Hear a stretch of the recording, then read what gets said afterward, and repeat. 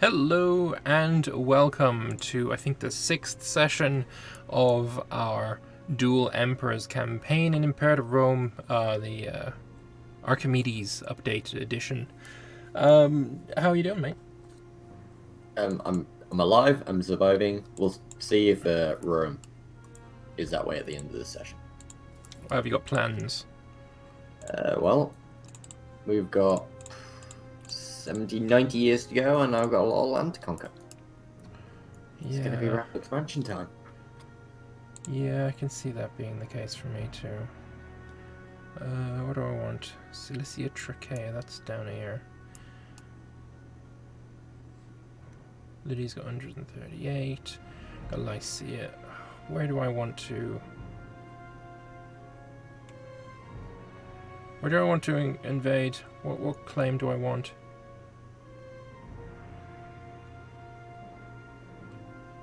Like all of them, really? Alright, well, if you want to unpause, I'm ready to unpause. Okay. Maybe go down, yeah. Yeah, speed 3 maybe. Yeah, this is maybe a little bit ambitious. Right, I can declare war on you for Crete. That should be an easy war goal, and then I'll be immediately at war with Phrygia. It's gonna be fun. There's so many things in this patch that we've just gone back to that I'm like, oh, really? We have to worry about this thing again? It's like, eh. Who is this army? I don't think I remember this army at all.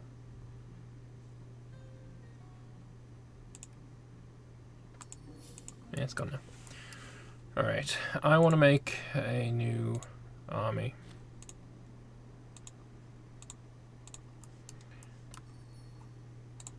Then 14, 15, 16, 17, 18, 19, 30. Right. We're gonna have some heavy cav in this one.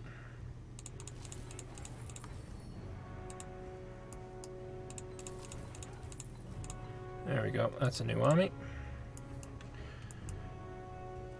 And I am on Bellicus stance. I think I still want to be on that one. Lots of wars against Phrygia to come.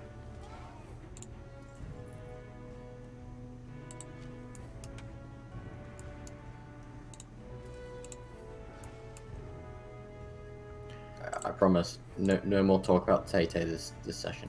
Oh, thank fuck for that. No, I watched. Have you ever seen Supercuts on YouTube? The guy who does like like, he's done a lot of Game of Thrones videos where it's like a Game of Thrones, but they forgot this, and it just rips it to shit. I haven't, but I can think of a lot of things that the Game of Thrones missed. Well, he does that, and then he decided, you know what, I'm gonna do a video of me watching the film Cats for 12 hours. Oh god, why would... Oh, no. So, yeah, so I watched that, and, like, he looked like he wanted to yeet himself. And then I realized Taylor Swift was in it, and I'm like, yep, nope. He yeet himself right into the sea. No more of that.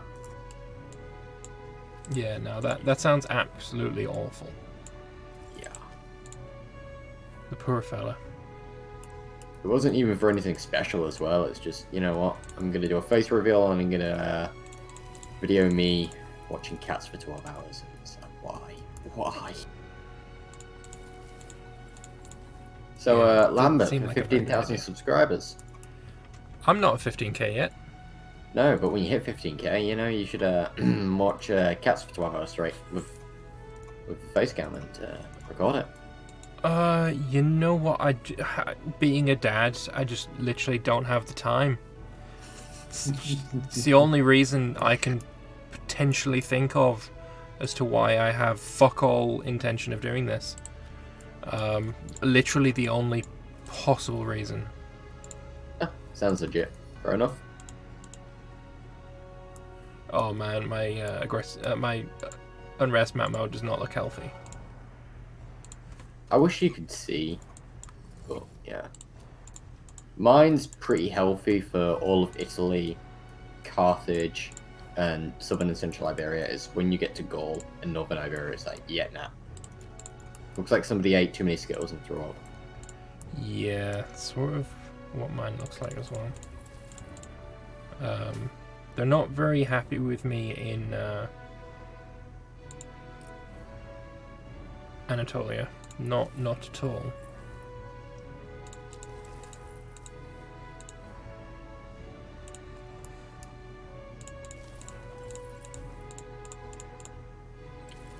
Just making some provincial armies to take care of the situation.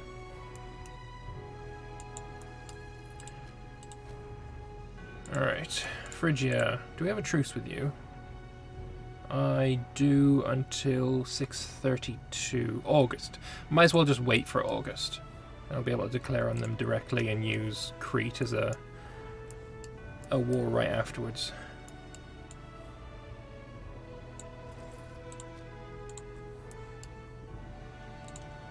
Sounds like a decent enough plan to me.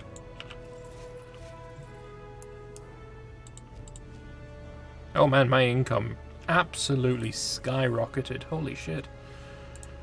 It was 55 Boys. when we started the session, or like my balance was 55. I've just created a new 40k stack army and built about 30,000 horsemen of various stripes, and now it's gone up to 85.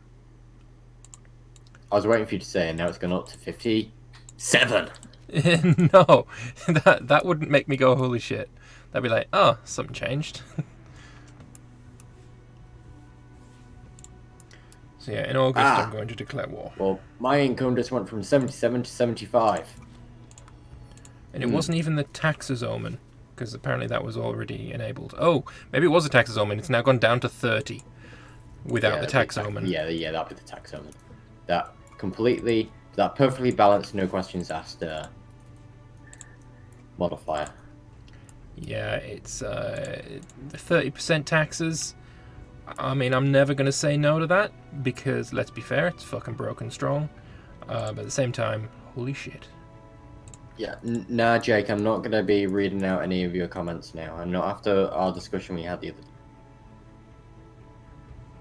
Yeah, You were saying you probably seem like a bit of a dick to Lambert because you always just read out my comments and there's no context to it. It just sounds like you're just trying to, be a dick to him all the time. I'm like, fair enough.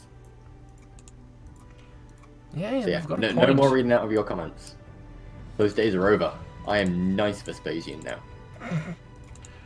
I am not the rude Vespasian that's going to start taxing your piss. Oh, so did you see some of them comments that were saying that you were a bit of a dick?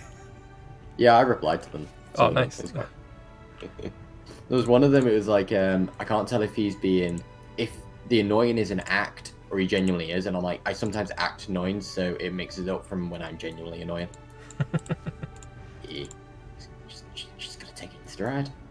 Yeah, why not? Definitely didn't cry myself to sleep that night. Ooh, national slave output. I will just take mine the get shit red. out of Yeah, it. just yours get red, James. Because how many months was it yesterday, James, on Twitch? Because he subbed to me before the Stellaris game, and then I was like, yeah, no, I'm not streaming tonight. So I didn't see it. 6 months. Damn, it's been a long time. Very generous. Oh yes.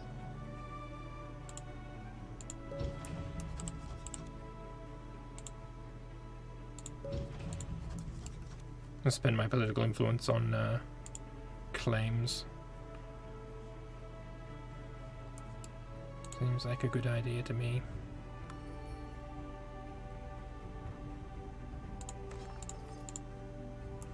Alright, August has passed. We're going to war. Can I just threaten war? No, that doesn't help. I'll be at war with Cyrenaica again. Aramea Nabatea. The war is going to be for Cara Literalis. Fun. We're also going down to speed 2 because fuck you.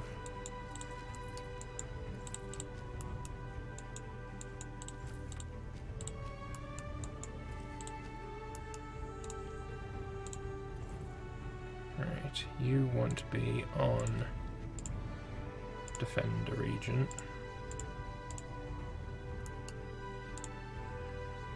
Defend borders, thank you very much. Research are needed, alright.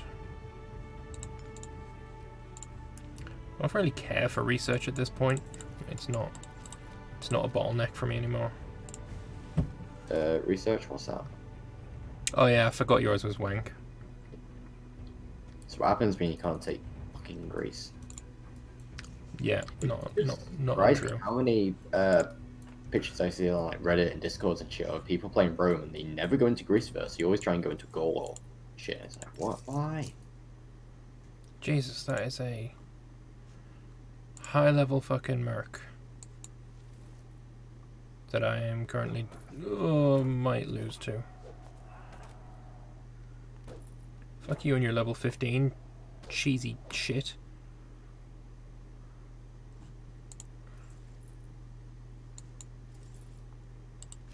Well, that wasn't helpful.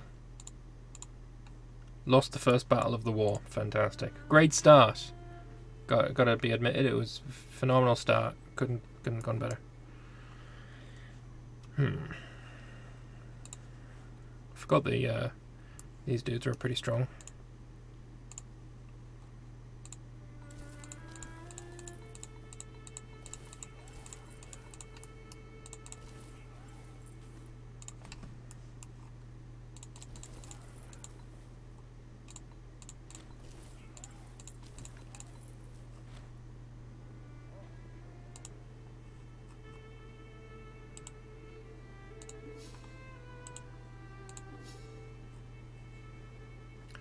1, 2, 3, 4, 5, 6. 1, 2, 3, 4, 5, 6, 7, 8, 9. One more 10. There we go. Actually, I wanted 15. 5 more. Alright, won some sieges. Very nice. On to the next siege.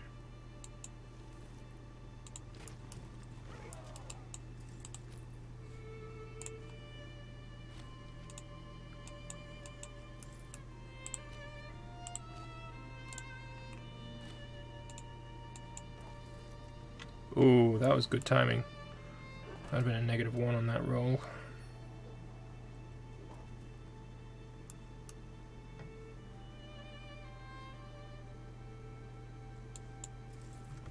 Lovely how I'm absolutely killing shit tons in this. Actually, maybe it's time to retreat. 22,000 of them. I'll take it.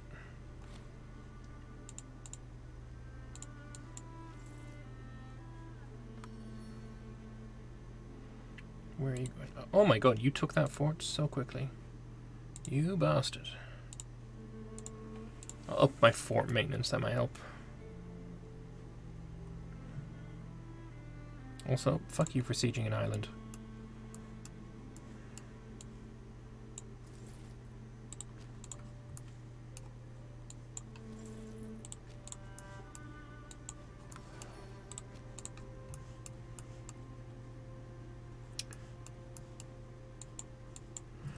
Alright, so what's your plan this session? Like, who are you at war with?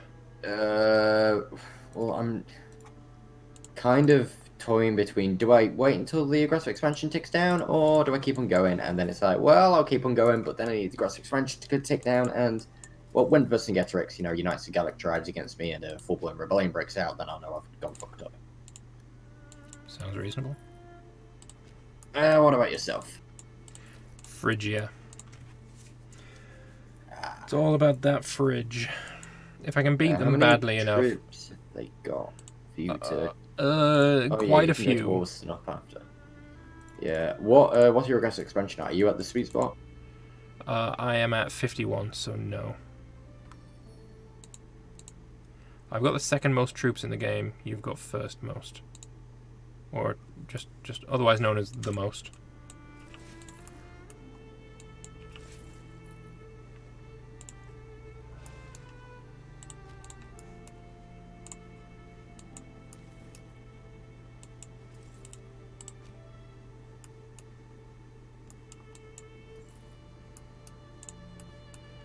It would be nice to be able to conquer not Byzantium, I am Byzantium.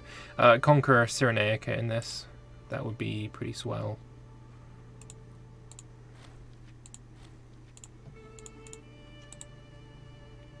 Not sure how possible it's going to be, but we'll give it a go.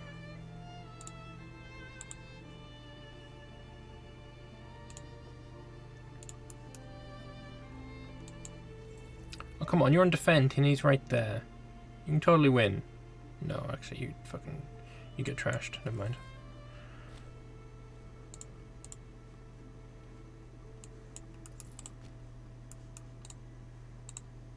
Orgol is Cara Literalis. That's this one right here with roads.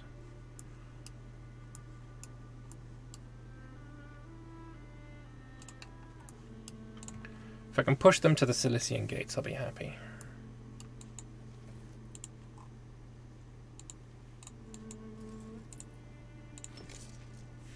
He won the siege, lost that siege.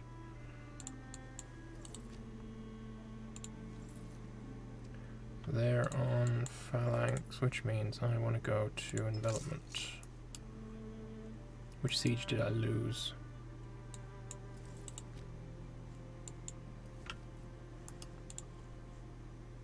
That one.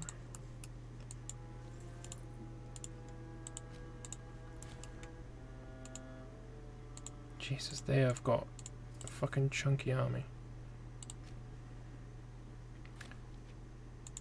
They're coming in to attack me. Why would you do that? We outnumber you 2 to 1.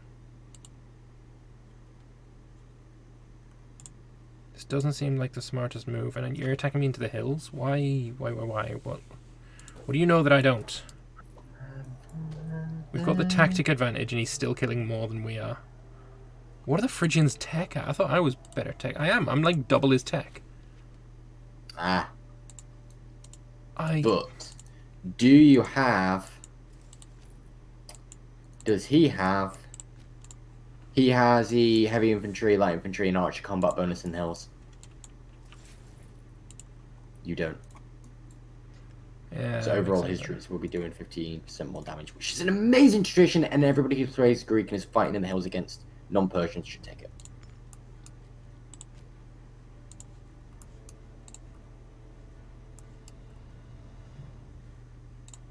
Yeah, the hills combat bonus is really good. Why didn't I go for it? I went for the light cav defense. Have you noticed that you get traditions way faster in the new update? I've only played... Wait, new update is in since hotfix or 1.4? Just since the 1.4. Okay, I've only really played 30 hours in it, and I didn't notice much. Although I was just... I don't know, I kind of wasn't playing like that. I was doing a lot of mercs and light infantry and shit. Spams for rapid conquest. And I've got that bug where your army just won't disappear. You know, it's fighting a 0k second, it just keeps saying it's about fighting. Yeah. That one I haven't seen since the update.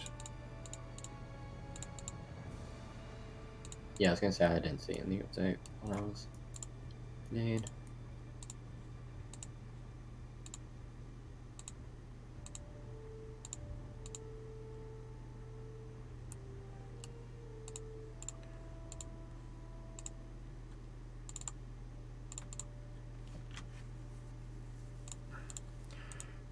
What's my mission right now? That's actually all wank. I'm gonna get rid of that mission. Hopefully I'll get a mission to take Phrygia. Growth the matter of Moesia. That's north of me. No, fuck you.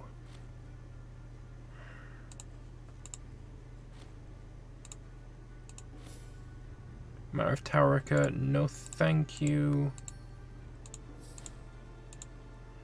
Stabilize and grow Asia. Fuck off. Oh, this is giving me some awful missions.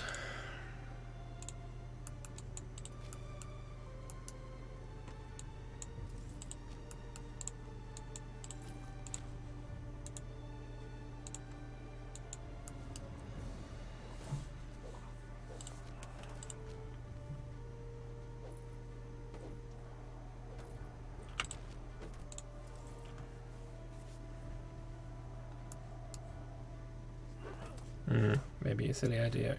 Yeah, it didn't arrive in time. Fuck.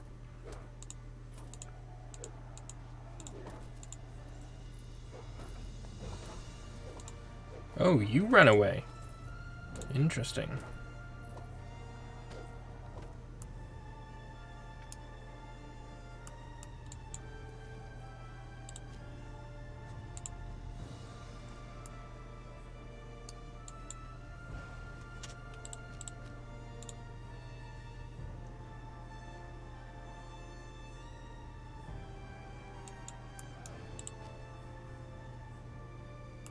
See if I can't catch their fleet. Oh yeah, you need to run away now.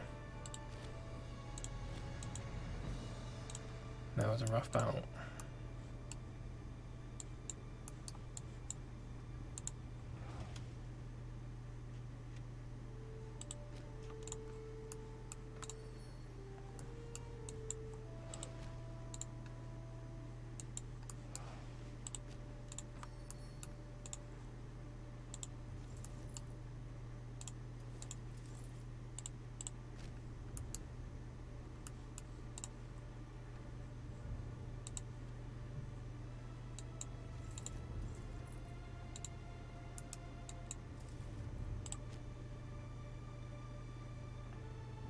th of August was my 24th.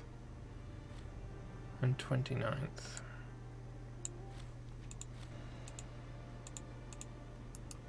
Oh, wow. He just straight up fucking destroyed that army. No, go here. Fuck you. you're actually fine.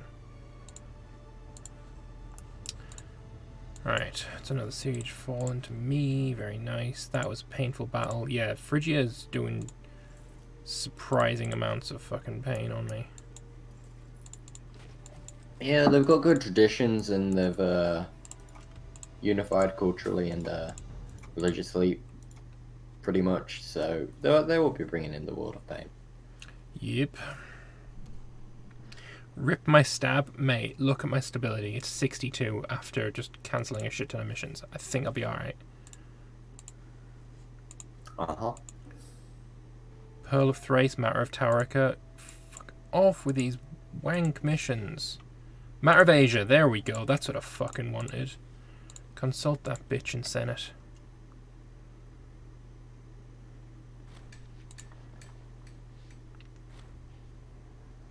Warlike thing with Asia, sure.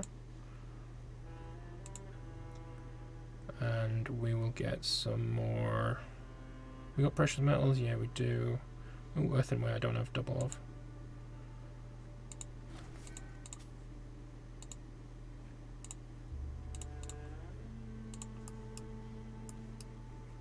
I've got the manpower to cover the losses that we've sustaining, so I'm not too worried about it. Can I have some dyes, please? Since you said please. There you go.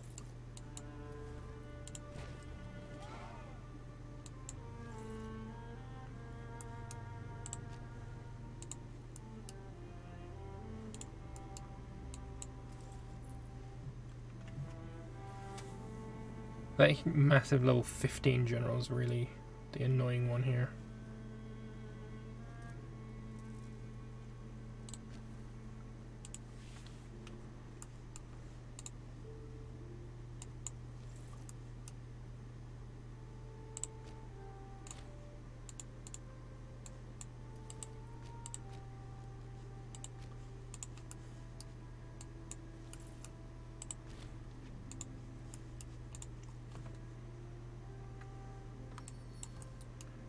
Eventually, I will out-manpower him and he will give up, I'm hoping. Or at least Nabatea suck. So that's not a problem.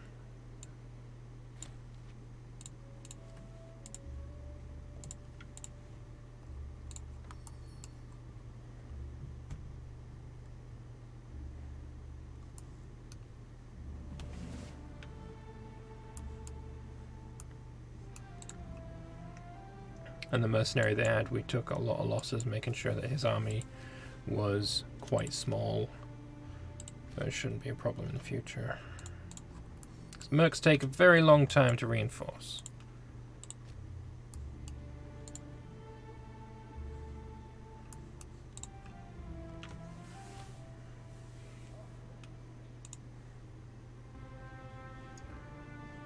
So a lot of people have been saying that they don't think I'm gonna. They don't think I've got the time to get the historical borders, and I just want to say, yeah, you're probably right. If we get the normal historical borders, then yes. I don't think we're gonna go for maximum extent of control though. No, Mesopotamia is a write-off. Yeah, Mesopotamia and Armenia, I would say no, but that line down from like the. I don't know, like Cappadocia, kind of like that bit. Assyria.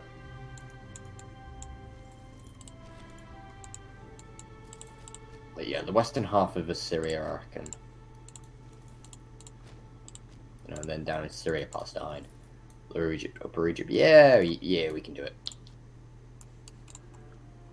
Just need to thoroughly beat the bastards here, though.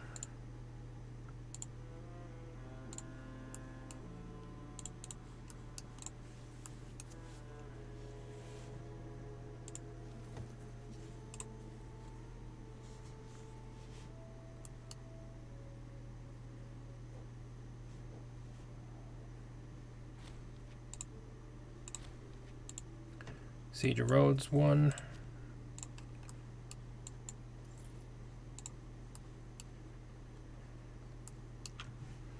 Couple of more chunky battles. I think I'm going to win both of these as well. Yeah, kicking shit out of them now. So it was easier in my fucking Judea run to beat the Phrygians than it has been in this one. When was you attacking Phrygia, though? Because I say Phrygia early on is easier. Yeah, before they consolidate it all to Macedonian. It's like when I played Sparta for the Milan Larbe achievement, like, taking on the Seleucids wasn't difficult per se, because obviously Sparta are Space Marines. But holy shit, did they throw a lot of men at me, because they just had all of Persia all converted. Like, yeah, okay, 80,000 of my men will beat down 500,000 of theirs in, like, different battles, but fucking hell, there was a lot of stacks. Yeah, that's what I'm currently having now. Like, there's just so many different stacks to worry about. Also, their camels are doing annoying work against me as well, which I find highly irritating. Who said camels are shit? Jake, multiple times.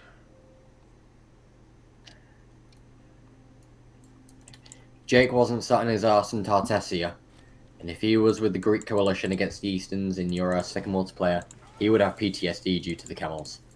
Yeah. Although, I do suppose that's in the same way that Celtiberia has PTSD against fucking elephants.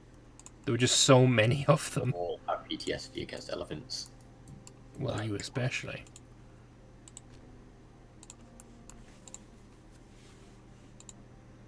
Right, I've pulled the war score, right? I've got negative 25 because I don't have the war goal. And we're at 0 war score. So if I get the war goal, I'll be at plus 50 after 25 months. War score cost negative 5%, very nice. Siege of Kos, very nice.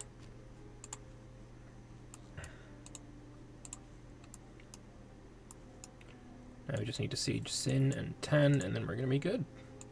Hey, maths joke. Why are you attacking a scientific calculator?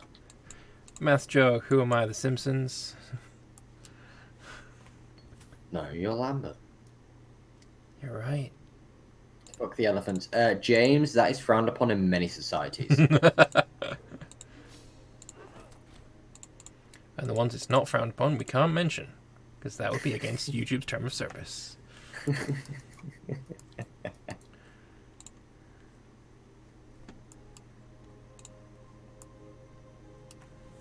Yay, positive war score! Even when you don't have the war goal. I might get crushed. Right.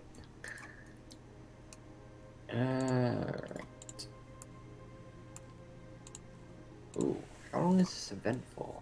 The -1 unrest. Or is that a law? I think that could be a law. Ah, yeah, it is law -1 national unrest. Cool. I do actually kind of like that the AI has a non-zero amount of forts here, because it means I don't have to siege every single province. I can just siege the fort and it's going to siege a bunch for me. Also, after I siege it, it takes them a while to get it back. So, I quite like some AI fort spam. Not all AI fort spam, but some. Holy shit, Western Delta has 502 pops. Yeah, is that all? Oh, it's just an annoying amount of dickheads. I've nearly got 1,000 in Latin.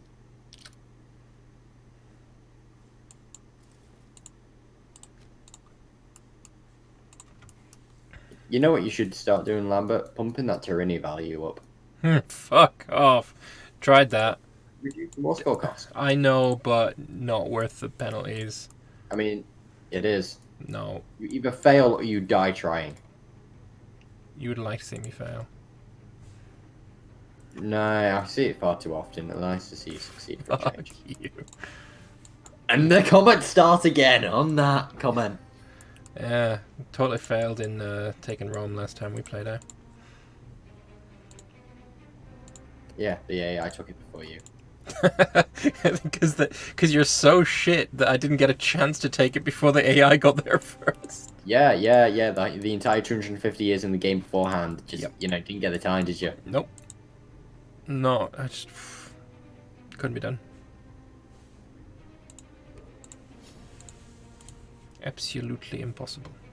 Also, my income's jumped up to 128. I don't know where it's coming from. If you hover over your income, it tells you. Look, I mean, I ain't looking at them numbers. It's too many numbers. Well, What do you think I am? Fucking a calculator?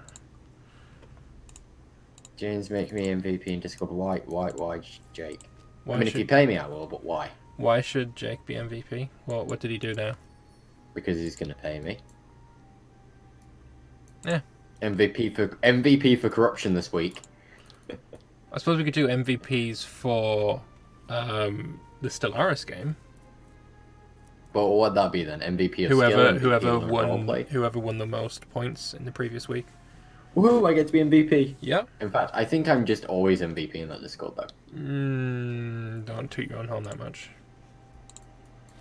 Well, no, I genuinely think I've had the role for it for weeks. Oh yeah, because you gave it to yourself, and I couldn't be taking it away.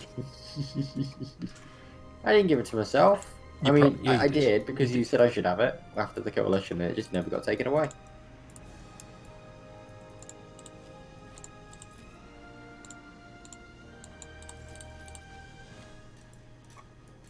$13 to $75k Diplo weight in Stellaris. Yeah, but Diplo weight is all just arbitrary bullshit that is in the Galactic Council and is all about that corruption and shit. So you shouldn't get MVP for that. Nah. I mean, MVP is all about what the win conditions of the game are, which is fuck all to do with who has the most Diplo weight. About that roleplay. Unless your roleplay is to be super Diplo weighty, which yours isn't. So sorry.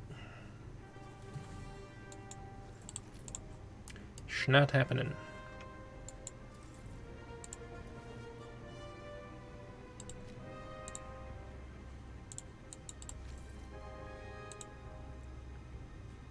Attempt to buy off mercenary. Offer refused. Fuck you.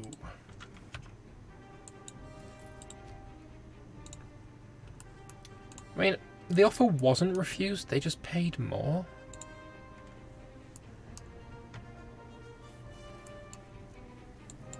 I feel like saying that the offer refused was... I mean, that's just not true. It'd be really cool if that system was also based on war score and war exhaustion and shit. Yeah. If you're soundly beginning to beat them, and the mercs are yeah, they could pay me more.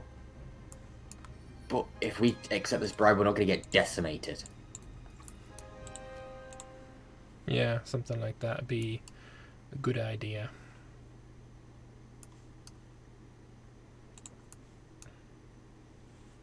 Oh, hello, Cyrenaica. You're coming back, are you?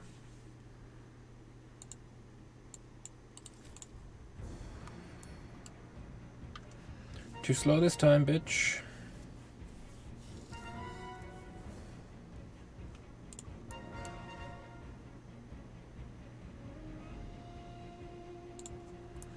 That's a 1-1. Have a battle in Ipsus. Why not? Oh, someone pointed out to me in one of my comments that the ruler of Phrygia in my Judea campaign was the best ruler they'd ever seen. Outside the starting rulers. Yeah, I'd look at the timestamp they sent me. It was actually fucking incredible.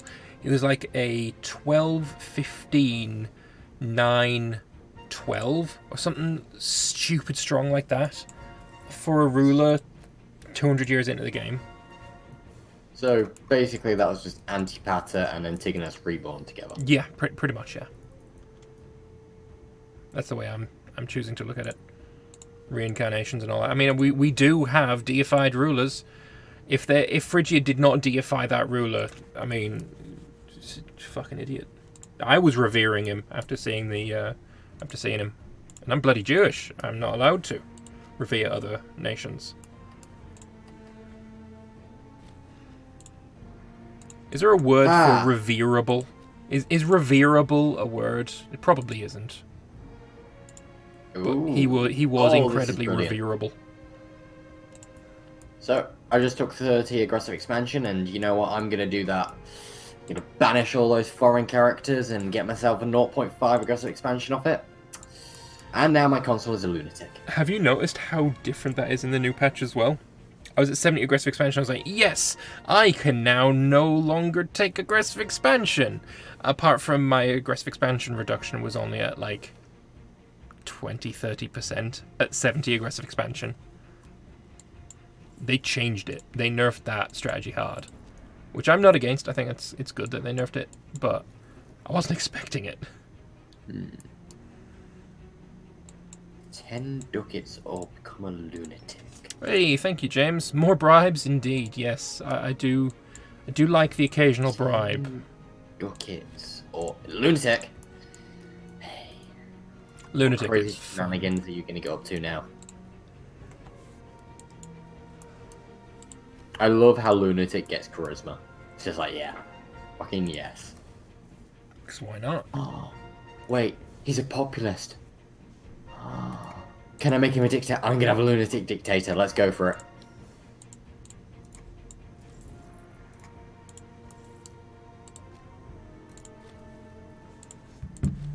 Do you get war score cost reduction if you're a lunatic? Sorry, not if you're a lunatic. If you're a dictator. Not a clue.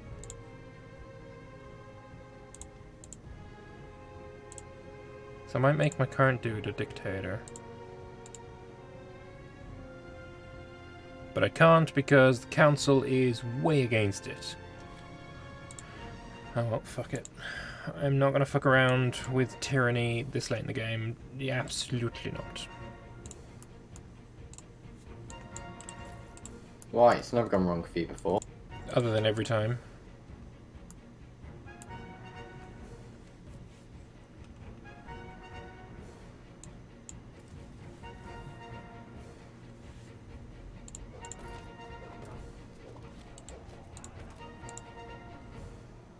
Hey, just stack wipe 16k.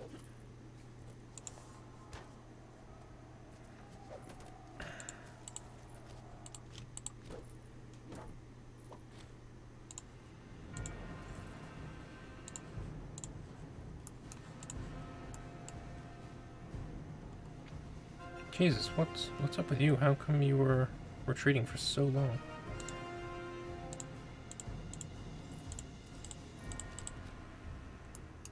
Pay 10 gold or become a lunatic. Of course, Vespasian picked lunatic. I mean, how can you not? Apparently, I've got quite a big stream delay. I don't know why that is. I haven't changed anything on my end. It's usually fairly normal.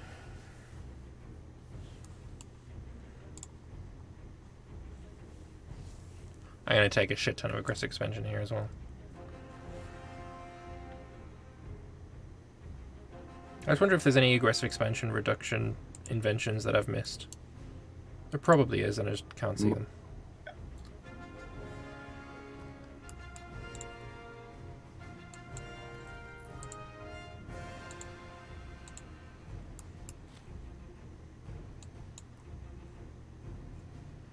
Big old battle.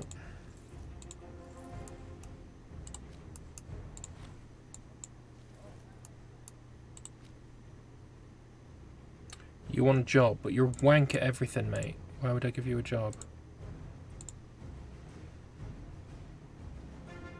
And you can be... Oh, wow, you're too good at that. Freedom and happiness I actually don't need that much of.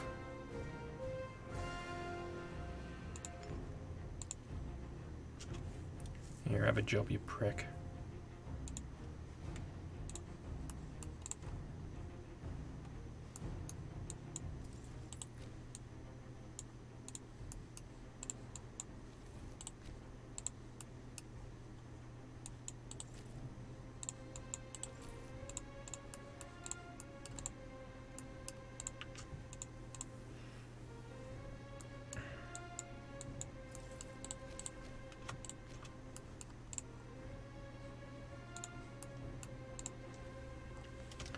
least we can push them back to the Cilician Mountains. I think that's what these are called. I have no idea. I'm getting called for peace now.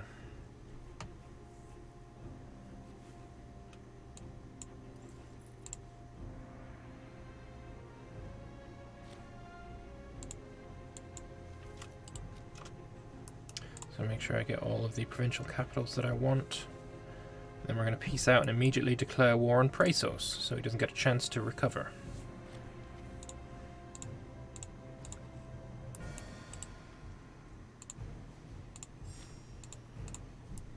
Sue for peace with Cyrenaica as well. So I got a shorter peace with him.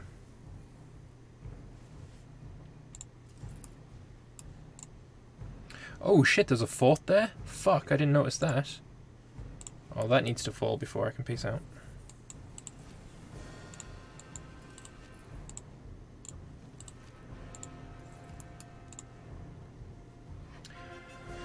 Bollocks.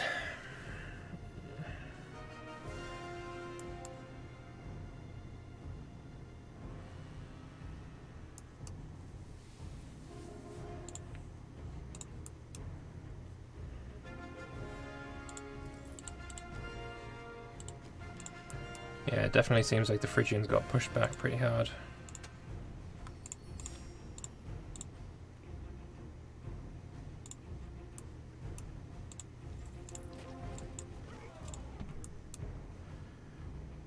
How are all your government 99% loyal? What the fuck? Yeah, we're still on the older patch.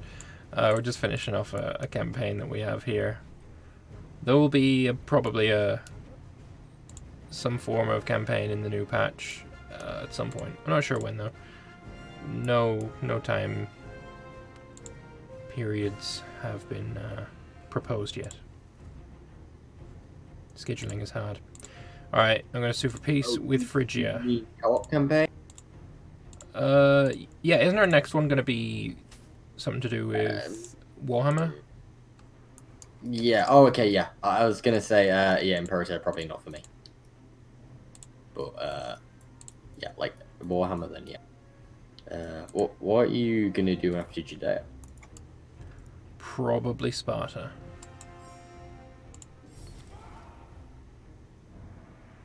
Winner, winner, chicken dinner.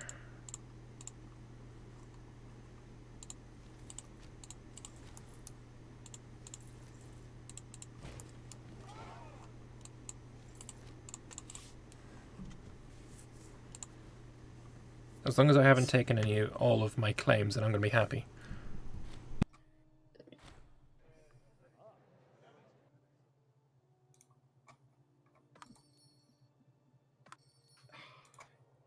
No longer guaranteed by me. Never going to get attacked anyway, so... Sparta is such a noble governed nation, like, it's not funny. Didn't you hear that they're the Prussia of this game?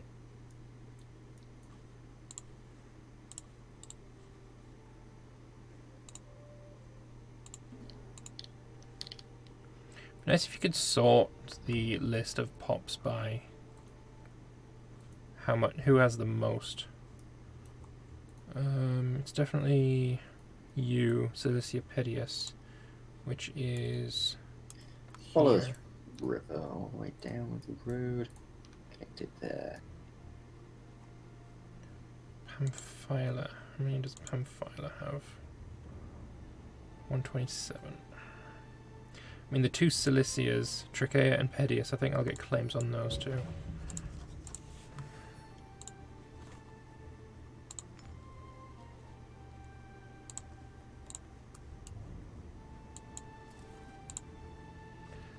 Get another regional army as well.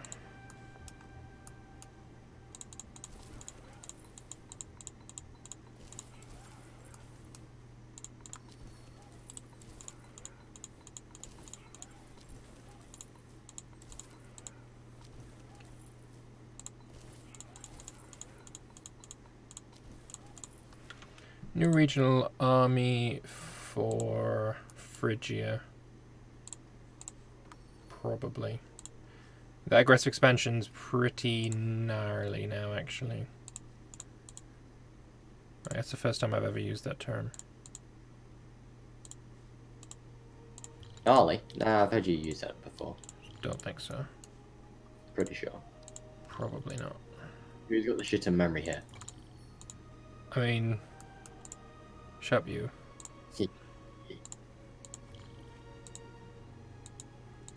I'm still pretty sure I've never used it before in my life.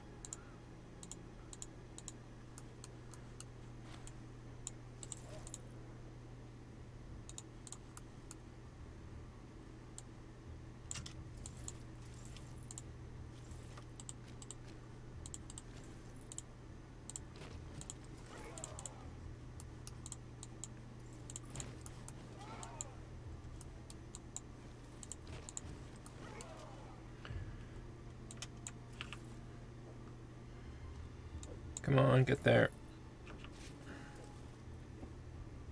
Regional army drill.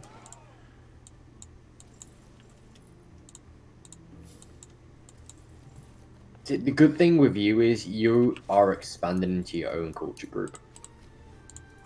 Yeah, I mean, it doesn't help. I mean, the aggressive expansion is still pretty bad. It's like 44% less happiness of my culture group. So they just need to be converted to be the right culture group. Yeah, but you got 15% primary happiness bonus for your right culture group in your ideas. You should have... There's 15% primary culture happiness in a law, or -1 national unrest. So if you go for the bonus there, it's already 30%. Is it not state religion happiness 5%, so that's already 35% there. Like, and then that's not including all the inventions you've done. So it should be fine. A lot of inventions. I just spam clicked academies because I cannot be fucked.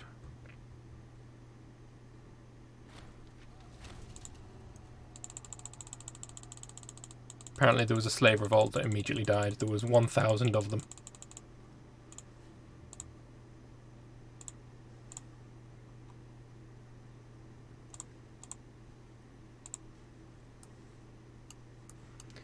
Pretty easy to defeat.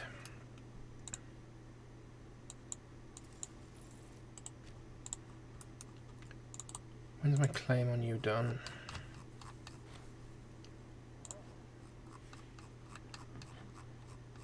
Uh, 43%. I want that one to finish and I want to start a new one and then we're going to go after him. You are going to be a regional army as well. Group you up there. Okay. So unrest, lower. Regional army there, regional army there. Go one there. We'll have one in Cilicia. And I'm probably going to want one in Moesia, perhaps. Or Pannonia, one of the two.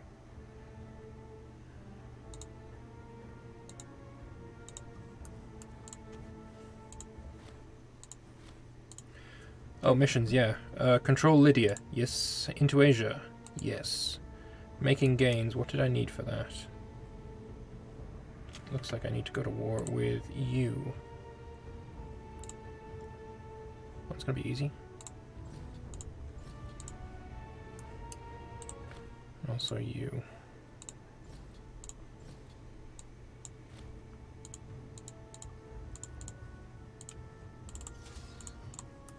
Couple of stabbed pigs later and we're all good again. Actually, you don't have a port there. If you don't have any army, then I can just straight up capture it without waiting and win the war immediately. You probably have troops. Probably.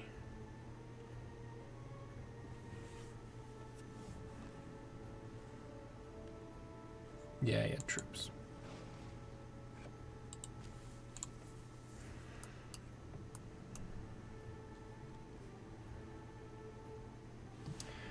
Yeah, it's going to be rough to get historic borders, but I mean, we just need to kill Cyrenaica, Egypt, and Phrygia, and then mop up duty. Like, it's not as bad as it looks.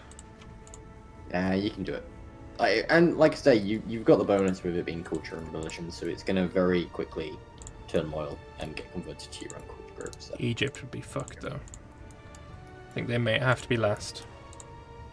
Egypt, I mean, it's still Macedonian though, so. Yeah, but the religion's gonna hurt. Eh.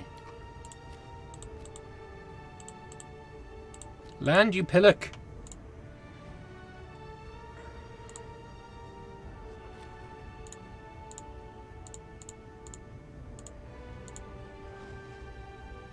You're too slow.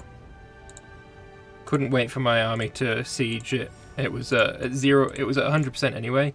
Couldn't wait that 30 days. So I just used my ship to do it instead. Yeah, well, I mean, when you got that, why not? I'm planning for war. I need Cara Mediterraneus. Import 2 iron. Where's that? That's you. Oh, you've got no provincial investments, though. Why would you give me that fucking thing? Why does this fucking mountain backward ass region with fuck all interesting in it need 2 iron? Shit on my prick.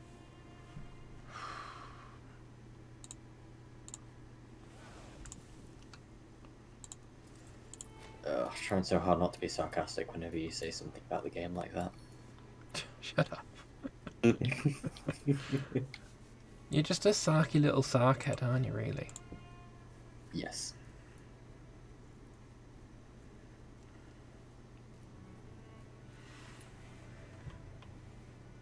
Right, I'm just gonna to the loot, so I'll be back in a minute. Hopefully my nation doesn't fall apart in that time. I mean, depends how hefty of a shit we're talking. I think you're probably going to be fine. Currently 12.84% of our population is in the provinces out of 15%. No, I said depends on how big of a shit we're talking. 12.38% of a shit. I'm gonna use my political influence to just stab up a bit. Right, back in a minute. See you in a sec. Oh, Christ. Alright, so planning for war, yeah, that's annoying. Actually, I don't need to do that. What I need to do is put a Rascaporid in control of Lydia. Rascaporid, you. That means that's done. That means Triumph in Asia is done. We finished our mission. Now, Matter of Phrygia, yes. Oh, give me these beauty fucking missions. Hell yeah, that's fantastic stuff.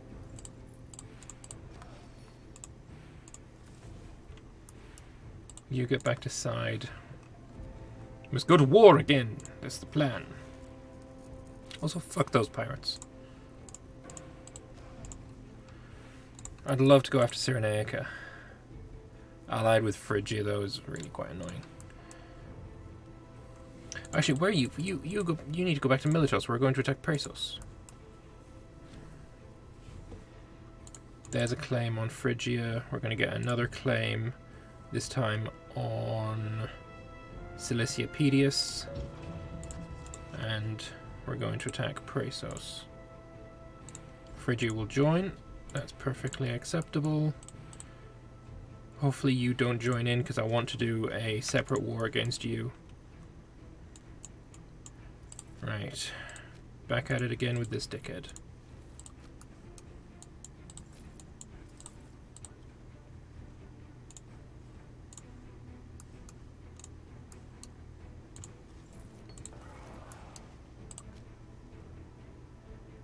Granaries have been raided.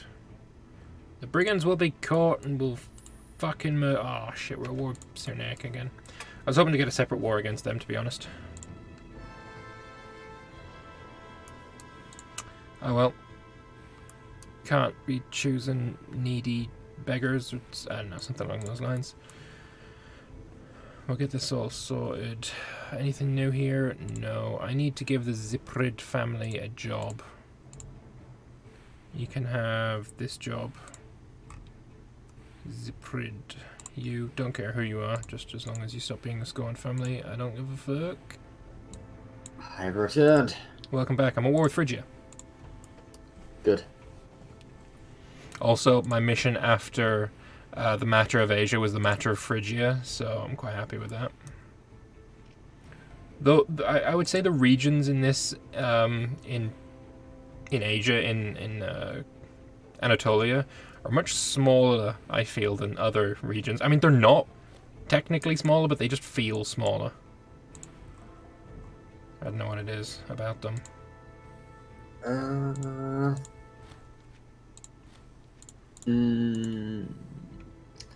I think that could be because of how they're all under Phrygia at the start. So it's just one single nation. So it doesn't feel like you're having to go to war multiple times for it. Like, you can go to war and pretty much take the entire region in one war from a single party. Perhaps. Yeah. I mean, I'm going to have this war that I'm currently in. Oh, sorry, the mission that I've currently got, I feel like it's the matter of Phrygia. Why are you claiming on me? Come on. James bribed me too. Makes sense. Went to Lambert chat and forgot he doesn't ever read his chat. Well, Jake, that's no, why my chat I did. Let's see that count. Every comment. Lambert has his fat rage last night. Went and found that after the game. Lambert is too much of a big streamer guy now. He has too many people in his chat. He just can't respond to them all. I mean, you joke, but it's a fucking ton of comments, mate. No, I know that's the problem. I'm like, you know. You're asking me if I was a fucking calculator earlier? No. Yeah. I'm also not a bloody thing that reads for you.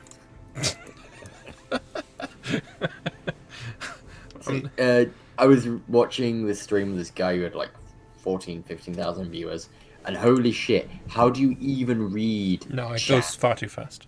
It just go. It's like, what the fuck? Like, to actually get him to read him, you have to like donate, so it pops up for him to actually read or whatever. And it's like, people are subscribing and just not even be able to, because there's just that many people subscribing. So what the fuck? At that point, people just respond, like, they ignore regular chat and they just respond to like super chats. Yeah. Which I guess encourages people to, you know, give money, I guess. Yeah. I know Legend does a bit of both, which is quite nice. Like, people will super chat him, but then he does read chat. But I just feel when you get to that point where there's just too many people in chat for you to read chat, I'm like, what's the point of streaming? I modded in a chat with 10k viewers. That was a crazy night. I can imagine, James. I couldn't. Like, that would just be... I mean, I have modded in chats with that many, but like, at a certain point, you're like, okay, slow mode, please. Like, I couldn't do it on regular. Not a hope.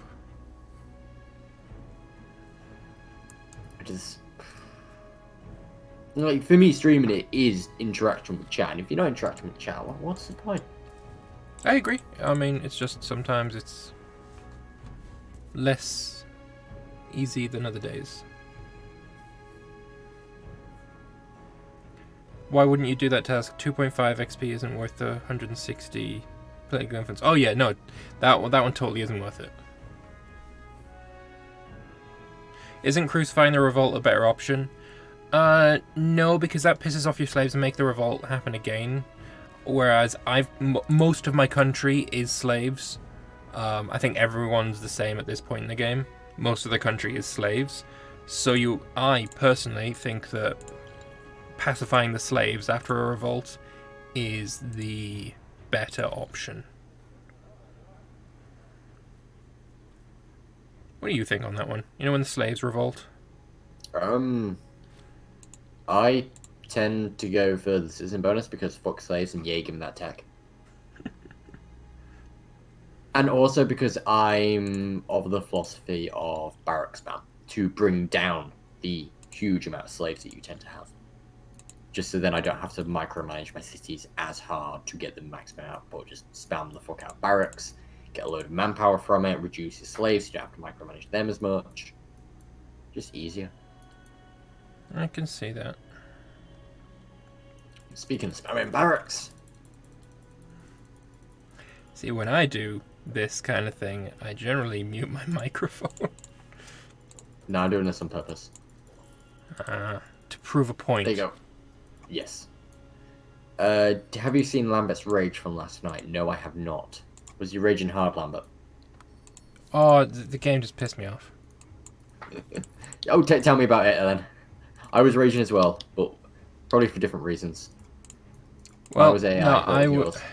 I made a mistake. I basically told the what's-his-face, the Imperium of Arcad, that I was going to make him a vassal.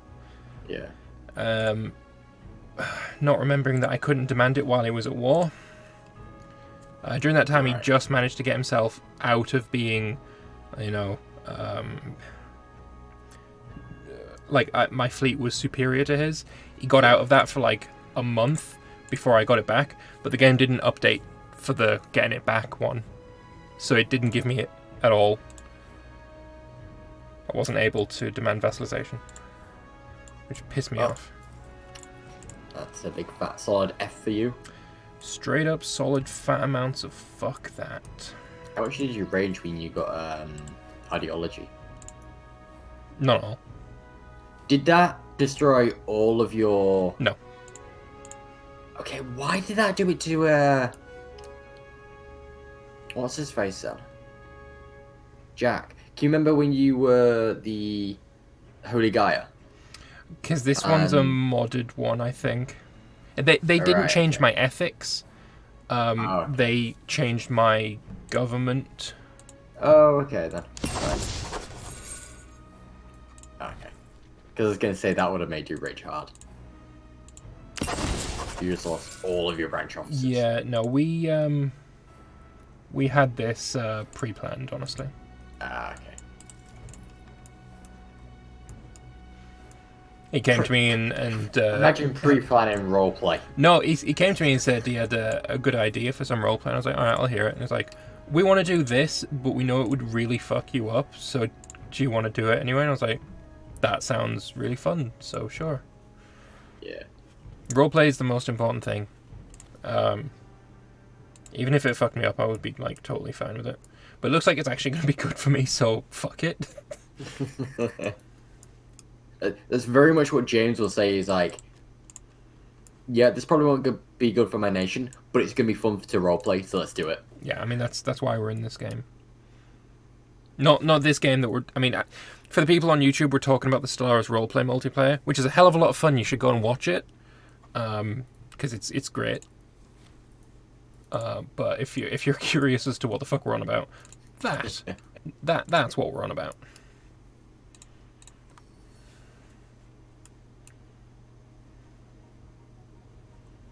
I find our co-op MPs are less like commentary on the game at hand we are playing, but just general, just Yeah, it's more of like a pseudo podcast kind of style in it. yeah. Just talk about shit while playing a game, which I'm totally cool with. Oh yeah. Ooh, if I can get a border with Bambiche. Thank you very much, event. Thank you for that 1,000 manpower, as I have 834,000 in the bank. Thank you. Oh, yeah, no, Phrygia's going to be absolutely no problem. I've got 3. The Phoenician cities are still tributaries. Yeah. And then haven't you got... Yeah, the others are Comanche and... Comanganese. They're all still tributaries, and then you've got 2 wars in Egypt with Andros. Oh wait, no, Andros is a feudatory. Yeah, scrap that. Yeah, they don't have any tributes, I don't think. Oh no, they got Blemia. Blemia... Oh, there's Blemia, okay. Those are a bit dodgy to get. And then Perea is... I can do it. They are a 1-place minor thing that I can get if I go after Nabatea, which has changed colour.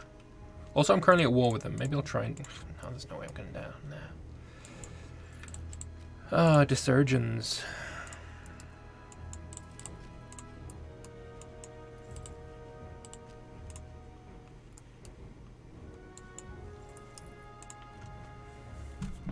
50k mercs? Where the shiting bastards did you get? Oh, you probably got it from my capital. Asshole.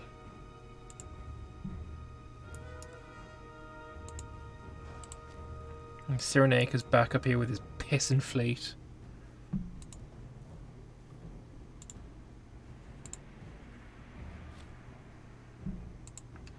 At least the Nabatean army is wank.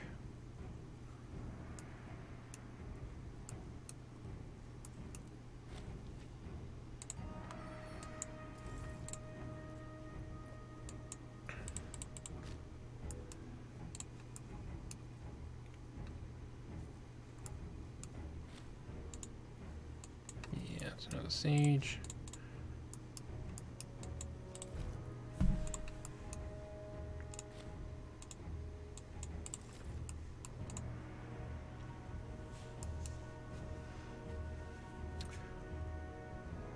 I'm wondering, should I stick with Bellicus stance, or should I go and change it to a stance that makes my aggressive expansion drip away a bit faster?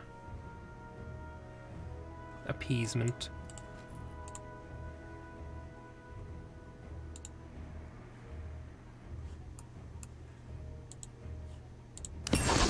Come on, buy the bastard. Yes, I got the I got the ship mercenary, who's about to die.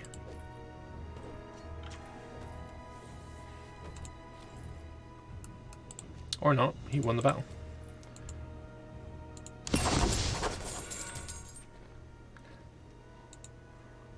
Oh, you've joined me, have you? You're retreating into enemy territory. That sounds like a plan.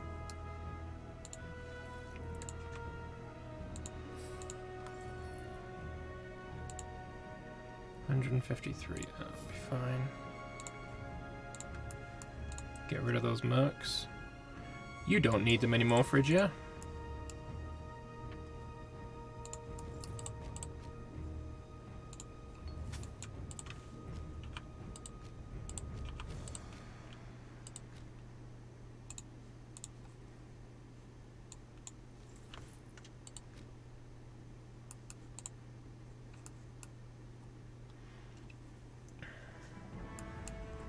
So how's Rome looking? How much of your board has expanded this session so far? Pretty much just Gaul at the minute. Okay. You're definitely expanding quicker than I am. Oh, stop. But with the I'm claims, just having... no one needs to see you claim on me. I'm just having a little stopgap, just to let in a bit of a buffer for loyalty get up. Then I'm going to finish off Gaul, wait for that to tick down a bit more, then I'm going to go into Britain, and then I'm going to need to start from out Iberia. I love how you've got absolutely no intention of responding to those claims of... I told you, I've been bribed. Which mod do you use that shows both AUC and Gregorian calendar? That is Agamede's 1 point whatever patch you're on UI mod. Sure, I had to play Imperator. Yeah, who'd you like the game? Right, knock. I swear to God, fake Jake. I will... No. Fake. You said his name wrong. He's not Agamede, he's Agamede Bay, because he makes such amazing UI mods. He is the best Bay. Assuming Bay is a good thing. Yes. I felt sorry for him in your Discord chat when we were having all those, like, semi-arguments, but there were more discussions, but they were getting a bit heated, and then he'll just pop in and just do a comment out like, oh, I think you're too pure for this. This kind of argument that could spawn. Bless him. It was nice to see him, though, just pop up and make he's a really nice guy. He makes the sexiest mods. Attempted bribery. With regional armies, you could easily go. I mean, yeah, no, I have been to 90 fake Jake, but like I've expanded so much since that my provinces aren't getting a chance to get up above 33 loyalty. So if I keep doing this, I will eventually hit the point of no return where I will have a rebellion. And now rebellions are good and everything, but I feel like I've wasted too much of my time pissing around, and I'm against the clock, so I don't want to have a rebellion. Yeah. I just need to make sure Phrygia is a non-thing anymore. There's a word for it. I just can't remember what it is.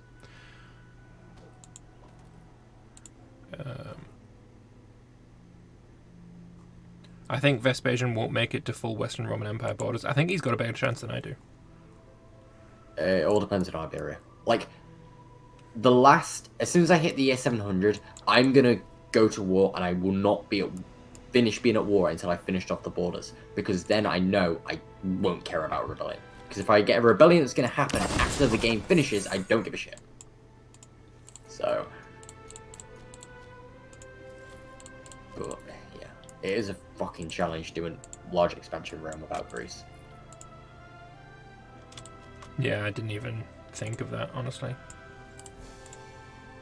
Oh no, like I like it because it's obviously you start in a difficult location and like at the start, but then when you conquer Greece and you get the ball rolling, and if the Diadochi, stay around, then they've already converted, and it's like you get that. So you have the initial debuff at the start, and then you get the snowball going. Whereas for Rome, you have a good start, but then when you're trying to expand into Iberia, Africa, Gaul, it's like that's when it's beginning to get you don't have that easy 1,500 pots in Greece, which are, give you good tech and you can convert easily to give you a bigger pot base. Yeah. Stop getting mercenaries, Phrygia, you flaming sack of wank ass. Yeah, see, I would like it if it was to do with cultural institutions instead of just culture. Because when the Romans conquered Greece, it was very, they were already very Hellenized. So, I would rather say there is no Roman culture, there's no Greek culture. It is Greco-Roman culture. Because it's very much America and England. They're basically the same, with a few differences. One's clearly the superior one, but they're pretty much the same. I mean, they drink black shit, we drink tea. Clearly we're better. It's not even a fucking competition, let's be fair. So they're Greco-Roman factions. Well, Greco... Then there's the Greco-Illyrians who've got their own culture group now.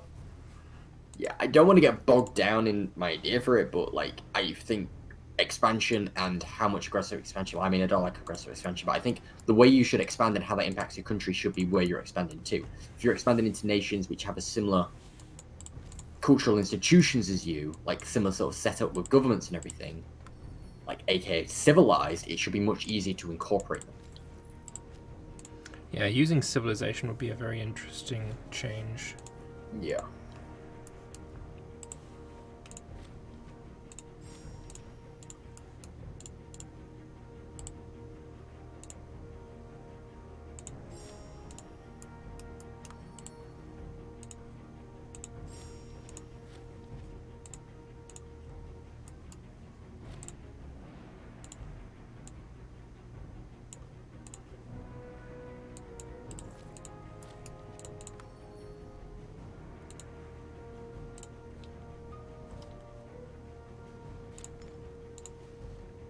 The Phrygians are offering us peace. Release Sinop, liberate Nineveh, liberate Chersonesus, liberate Chios. I'll get Peroia and Laconia. Fuck off. How cheap do you think I am, bitch?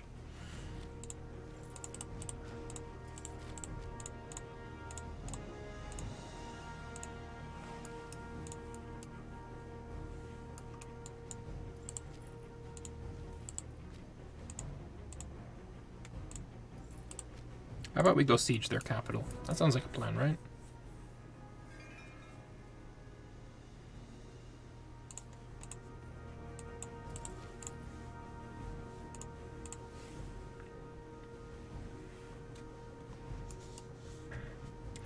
I definitely think we've broken the Phrygians, though. I don't think they're coming back. Coffee is greater than tea. Tiger King, fuck out of here. Coffee is good. Greater than tea. No. I think I've told you this before, but I have not drank a single drop of coffee in my entire life because the smell of it alone is enough for me to be absolutely turned off. I can't get close to the shit. It just smells fucking revolting. Can't do it. Can I do it, Captain? Fucking hell. Yeah, 4 fort I levels? How about nah, mate? 4 fort levels. Oh no, what am I gonna do? Megapolarine just waltzes in. Yeah. Wait, what? Where did... He's still got the forts. I've just deleted the forts, but he's still got the...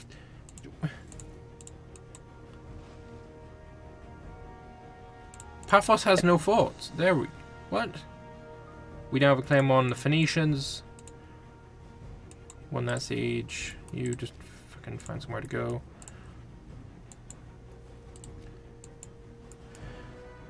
Da-da.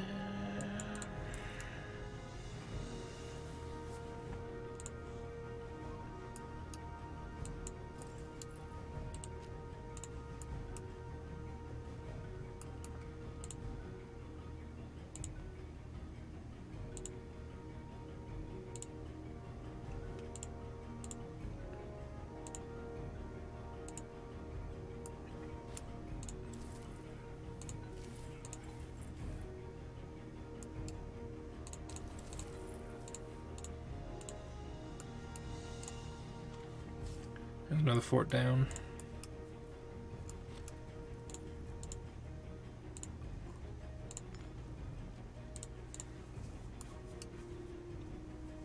Yeah, the Phrygians aren't even fighting back now. I think they're probably bankrupt.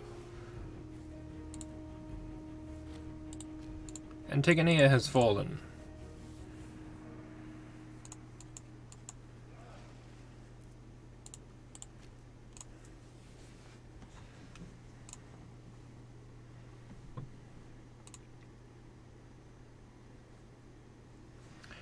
Alright. My aggressive expansion is currently 81.8. It's quite a chunky amount, but I don't think I'm going to get any aggressive expansion when the war is over. Ooh, apparently they're not bankrupt. They have enough for another mercenary stack.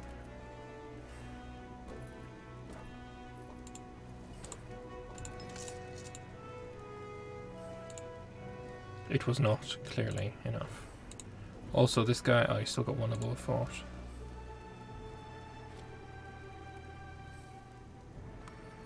Yeah, fuck it, we'll just siege, I guess.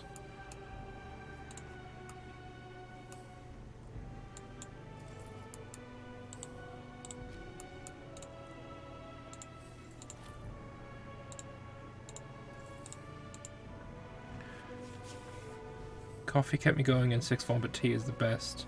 Coffee's good, tea is better. It depends on the tea as well. Oh no, I totally agree that it depends on the tea, mostly because there's a lot of people who call things that are definitively not fucking tea, tea. If you got fruit in it, it's not tea. Fruity fucking tea, oh. Yeah. Ugh. Nah, man. Just solid amounts of nah, man. I had a spiced apple, tea flavored.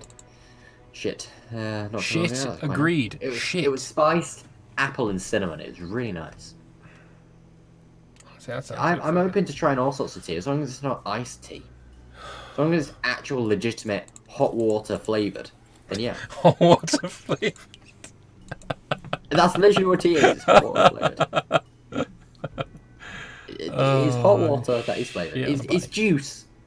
It is British juice. That is what it is. It's British fuel. Yeah, it fueled the empire. Literally. Look it up. If you look up in a history book, 1800s, fueled by tea. The opium helped too. Yeah, which was fueled by the tea, by our need for the tea. It was fueled by the need for the tea. Not gonna Exactly. Everything comes back to tea. Tea built the best well, no, not best. The biggest empire ever. No, I'm not gonna say. I'm not gonna go down that rabbit hole. Yeah, no, that's a that's a lot. Ooh, that's a lot of. I would argue either way for that. I don't mind. I like doing Yorkshire tea grown on our very own Yorkshire moors. Yeah. Oh yeah. My granddaddy grew up on those moors. In the Yorkshire tea moors. Ooh, I mean, yeah, he's from the Yorkshire moors, but obviously tea. Yeah. Well, no, it's not Yorkshire Moors. Yorkshire Dales. Yorkshire Dales. Why do you make me say Yorkshire Moors, James? It's Yorkshire Dales. God damn it. I have more coastline. And I gained no aggressive expansion. Oh, we're in the fucking end game here now.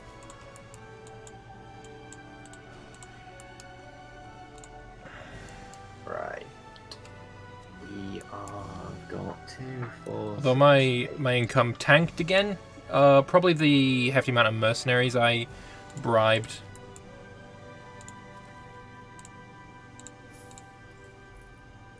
We need to get rid of them all at once, otherwise we're going to go into the negative ducats. And someone's going to try and make their own country.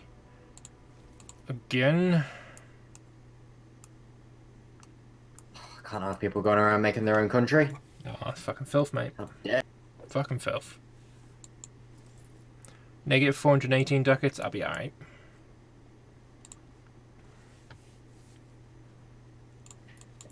Once you know that in Imperator Rome you can play with no money, there's no going back. Rebels without a cause. You've returned to the mercenary pool. Oh, good boy. I thought I got rid of all my mercenaries. Evidently not. Hostus Cornelius Scipio. Okay. 8662. Okay.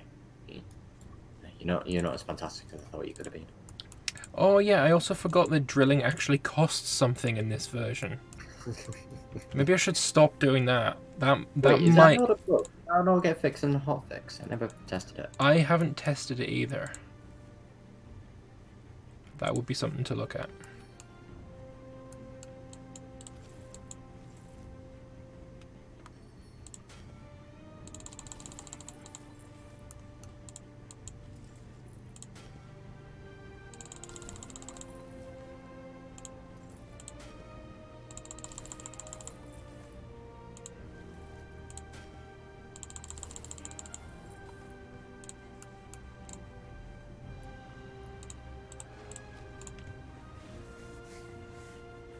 Oh, by the way, Phrygia.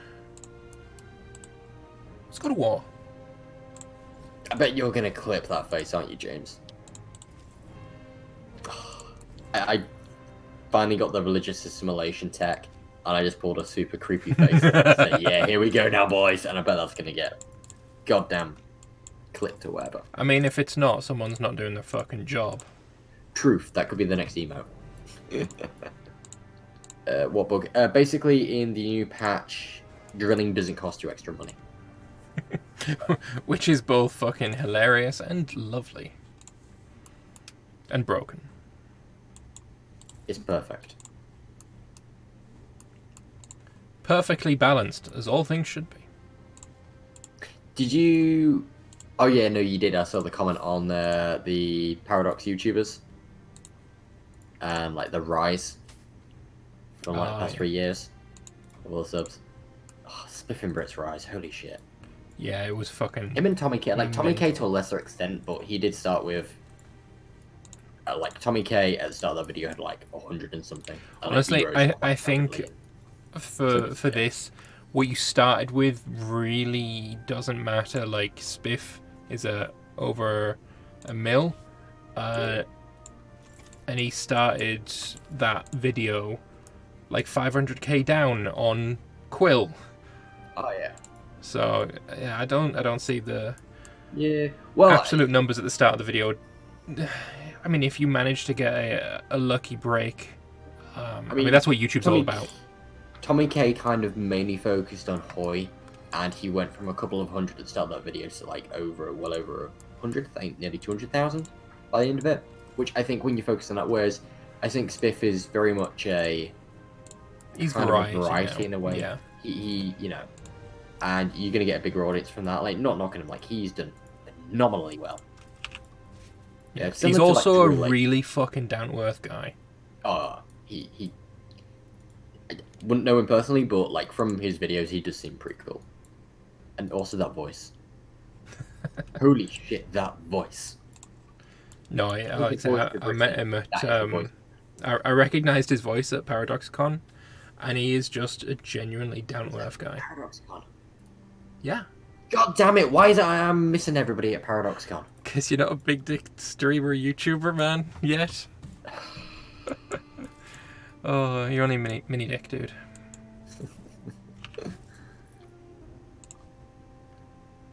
Alright, I think you're gonna be going to Cappadocia? I don't have any Cappadocian land yet, though.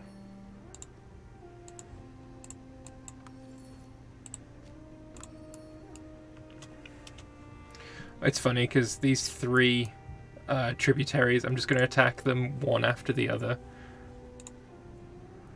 Good, good, good. And after this war, it's going to be a lot easier because Phrygia is not going to have anything behind my lines. I'm going to be able to focus all my efforts in one direction. Small stream of Vesp getting less behind. Well, actually, no, because I took part in the streamery Stellaris thingy at PDXCon. Yeah. Where Lambda got his ass kicked. Yeah, you're welcome as well for getting your ass kicked. I just got a fucking army no, stack wiped. That was How many armies have I now got stack wiped? I lost count, mate. Oh, don't. I think I stack wiped more armies in the last game than we did.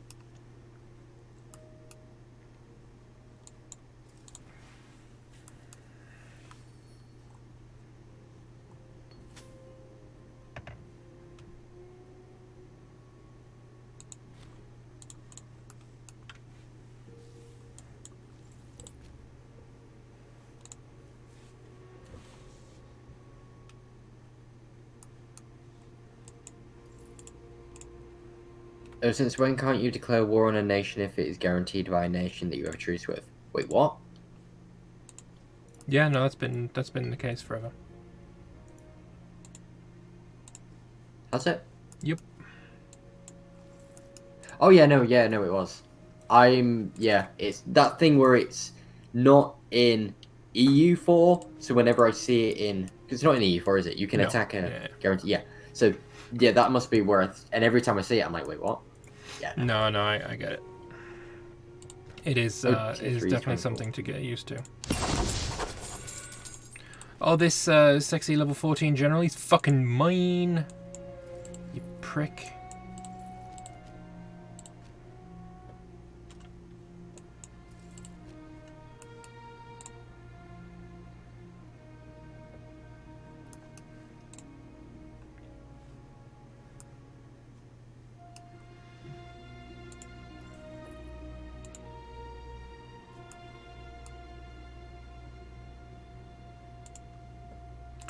Where do I want you then? You're probably gonna go, yeah, to Cappadocia, but I don't have any Cappadocian land.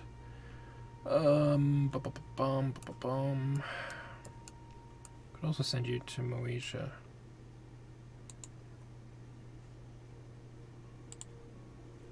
Just leave you alone for now.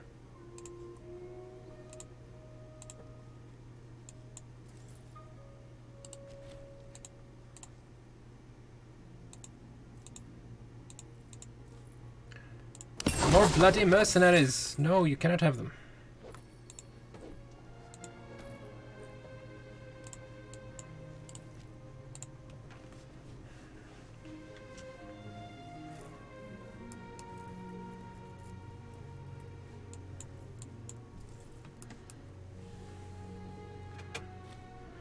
Alright, those mercenaries are off the field.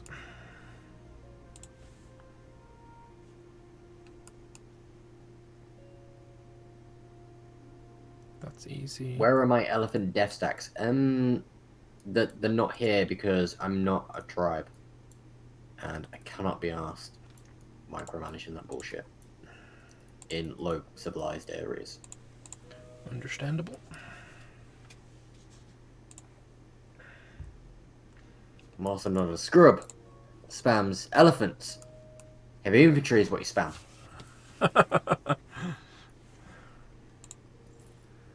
Totally more understandable. Oh yeah. No.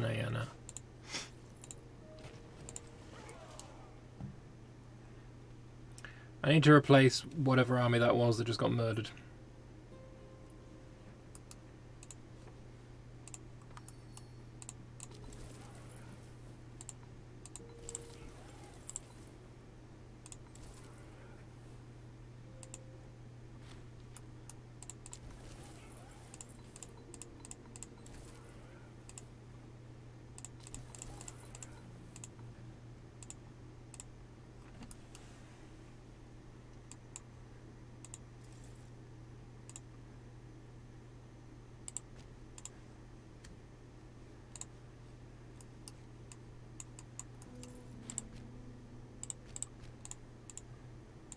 Yay, Mokizos was just taken across a river, you filthy fuck.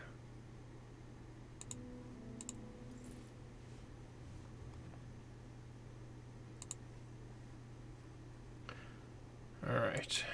You are a merc. Go siege that.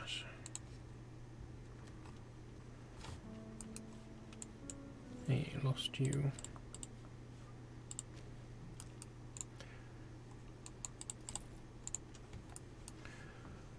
Alright, I think things are going well now. Famous last words.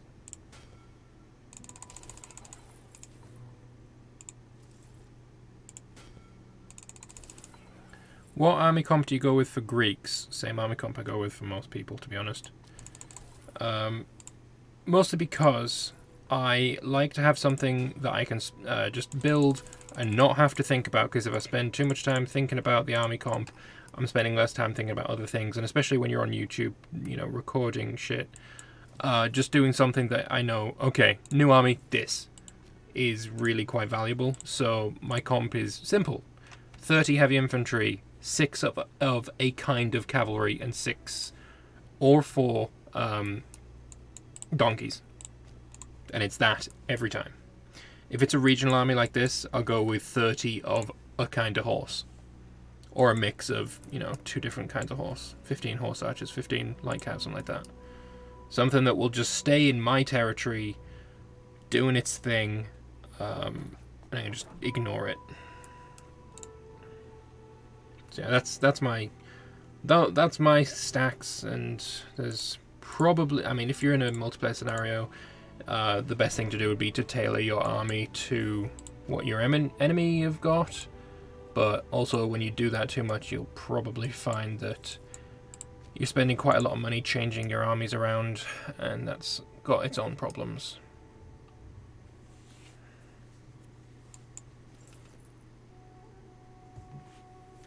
So yeah, that's what I do.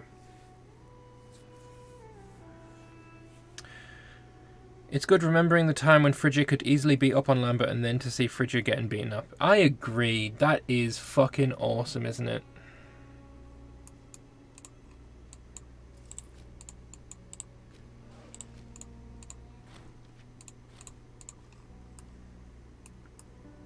What about you? What about your stacks? Do you have anything different? Well, when I play single player, I just mainly go for light infantry and camels or light cavalry, mainly as mainly just going around sieging and messing around with the AI. When I need a competent stack to beat down the AI, it's normally just heavy infantry, and depending where I am in the world, put some elephants in there, put some horse archers in there, or put some heavy cav in there, and that's about it. Fair enough. I gotta love how I reinforced a battle and the first troops on the front lines, some fucking donkeys. It's just... Yeah, well, donkeys can fight too. I'm just reminded of that eminent quote by a well-respected philosopher of our time, Gordon Ramsay. You fucking donkey! That one. Nailed it. Greece needs a new governor. You.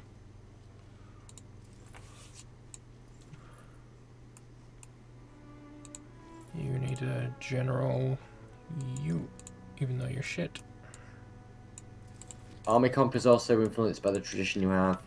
Yeah. No, I'd agree with that. I'm not going camels in this army. Well, yeah, like, if I would switch out my light cav for camels, if I was playing, you know, a nation with those traditions. But I tend to just spam out so many mercs, that I just don't really care as a single player. Because I don't really care for traditions as a single player. The fridge is getting a rebellion. Currently fighting Bambici. Tripletania has declared on Cyrenaica. There's the first rebellion against Phrygia by Bambici and Samaria and Judea. and Comanches. Go on, rebels. Don't worry, I pronounced that perfectly. Shut up.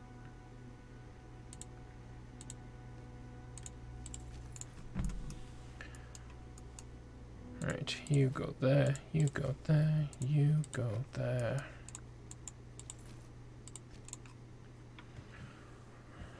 Right, 40k there. What am I missing? Some heavy infantry. Did I fuck that up, or are they still building? We're still building. Okay.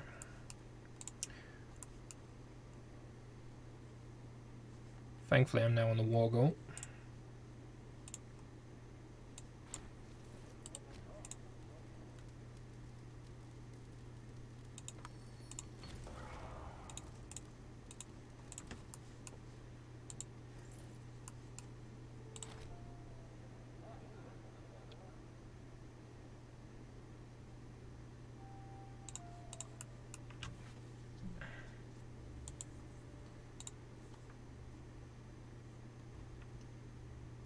Why are you losing food?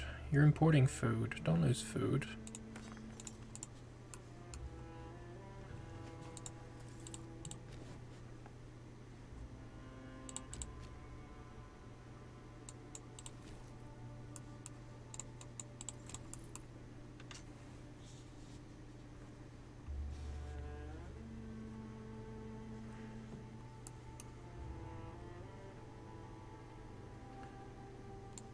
What are you currently waging war on? I've just finished a war against the Rhine. Well, up to the Rhine. Oh, very nice. It's the Rhenus. Or the Rhine today. Yep, 96 aggressive expansion. Thank you very much. As long as you don't go below 70, you can just fucking war all day. No problem at all.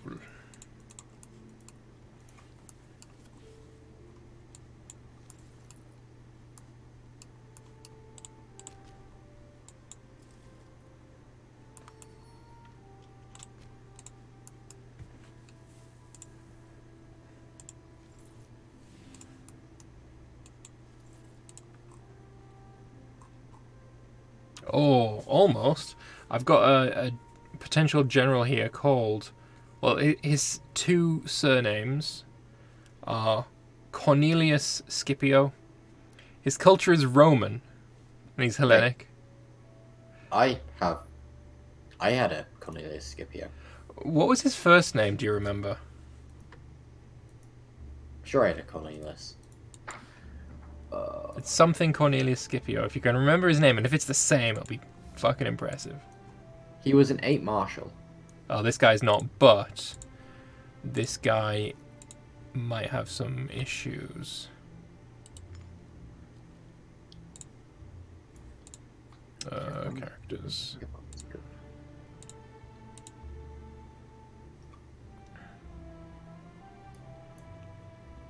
Where are you? He's got 5 Marshal now. But he's got diphtheria, that doesn't hurt. I have Paulius Fabius as well. No, well, anyway, I've got Camillus Cornelius Scipio. Hostus Cornelius Scipio. Hostus? Yes. Governor of Illyria. 20 years old. Did you know you've also got Annaeus Cornelius Scipio? He is currently your tribune of the plebs, and he's an uncle of the governor of Cisalpine Gaul, and he's the brother of the guy that's in my country right now. Ah, that's pretty cool. How did I get your character? I honestly don't care. I think it's cool that I did. I mean, I knew it could happen, but... And you know what I say to shenanigans? Let's fabricate another claim. Oh, piss you with your shenanigans.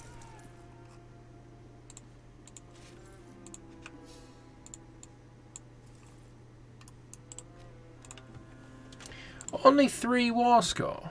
Oh, I still don't have the war goal. That would probably help.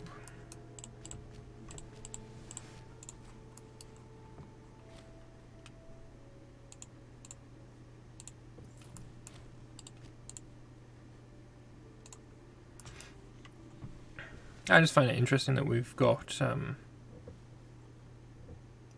brothers in different, one your governor dude is the brother of the dude that I could potentially have put in charge of my army. I'm not going to because he's only 5 marshal, and he's super old, and I need to give it to this 3 marshal guy instead. Yeah, well, I mean, it's just the start of me attempting to personal union you.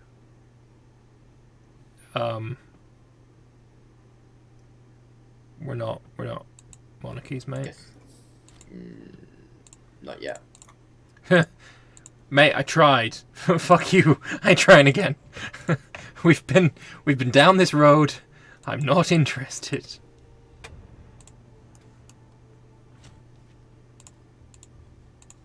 Oh, you're retreating right into the path of Detupe's the Asian Rascaporid. Oh, fucking sucks for you, Coinus. I like how I have 247% population promotion speed. That is quite a nice amount. Get 1 a month. That's not so nice. Pain. Even with minus 47% on a national unrest.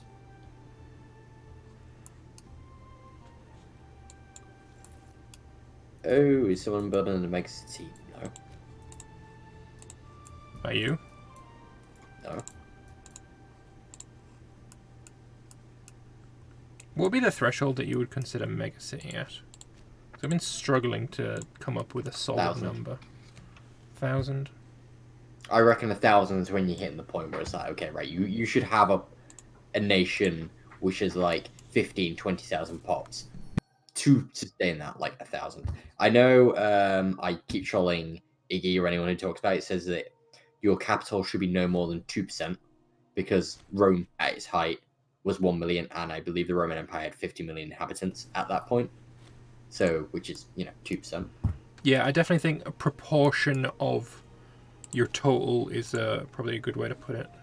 But, you say that, but then, your smaller nations, city-states, local powers, they should have majority of their pops. Yeah. And I think it's one of those where trying to put a number on it is not gonna work out. It's very dependent on food, the location, and all of that should then depend on it. It's like there should be lots of different factors that a mega city for one nation is a much higher or much lower number for another nation. Yeah, I'm agreeing that. That kind of diversity would be great.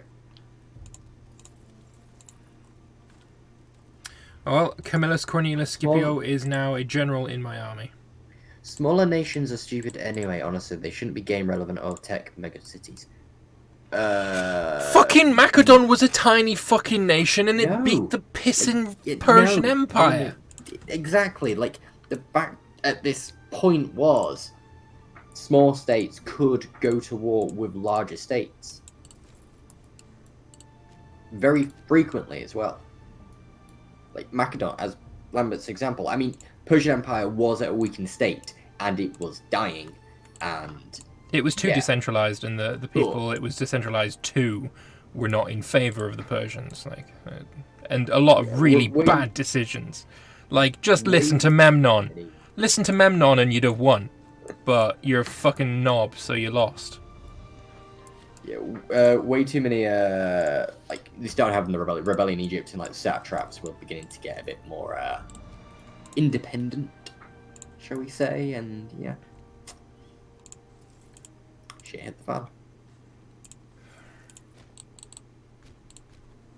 Fan definitely got shat on. But, like, Syracuse was able to hold off Carthage, and in-game...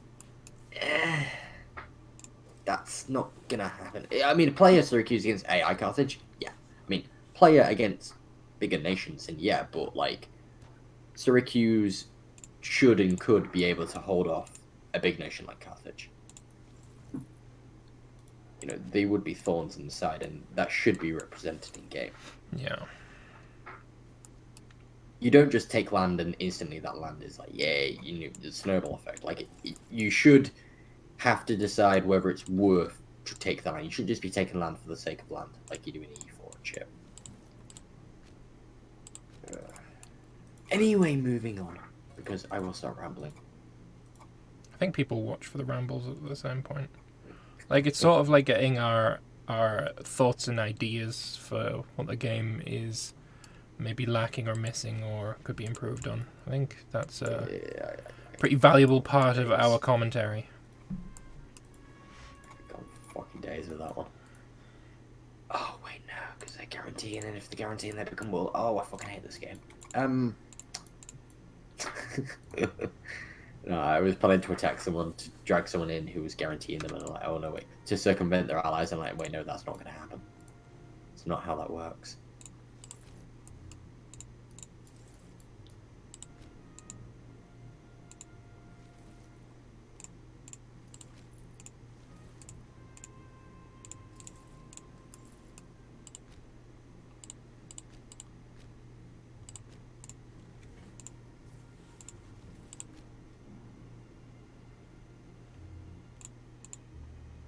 This dickhead's got another really good general. And he's refused my offer. The bastard. The absolute gall of him.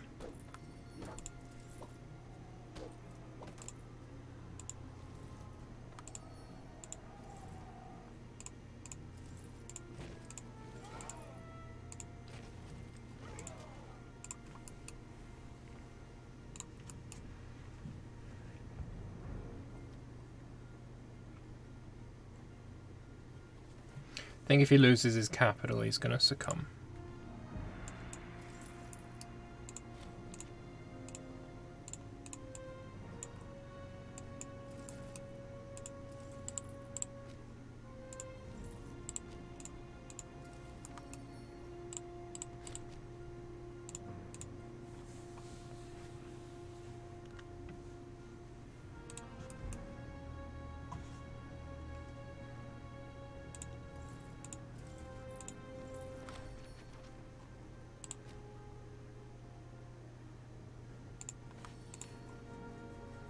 I hate that provinces don't line up perfectly with rivers and shit. Such bullshit. Yeah. 10 out of 10 would not play. Make them line up to the fucking rivers, goddammit! But rivers change direction and... Fuck, I don't care, I want it to.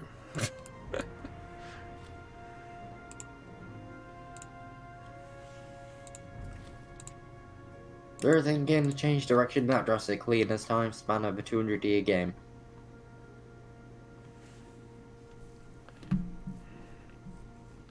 I like how the rebellion is beating the fucking Phrygians as well.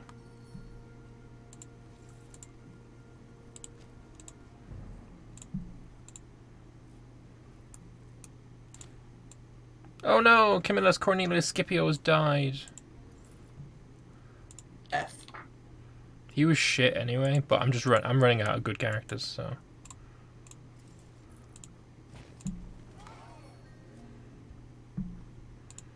Expected at this point, to be fair.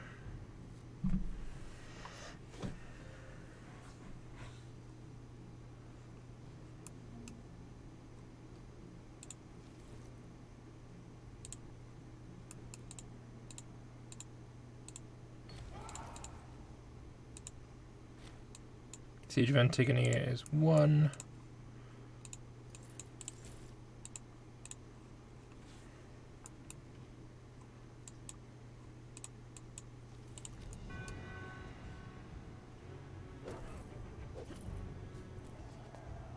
Accept my demands, you filthy shitfuck.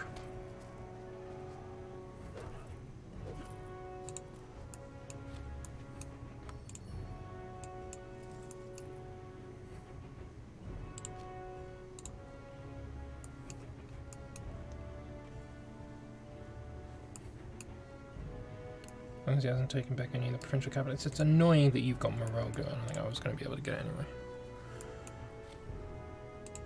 Alright. Let's see, what can I get from this war? 90 war score. That's all I can get. Peace in our times.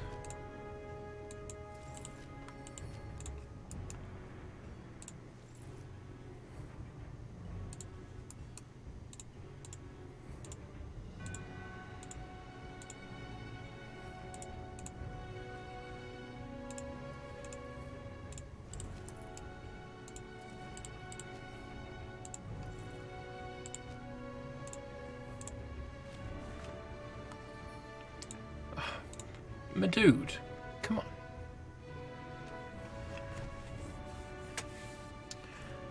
Well, you know what they say. With peace, there is but one real option of what to do with it. And that is to break the peace and go back to war with Phrygia.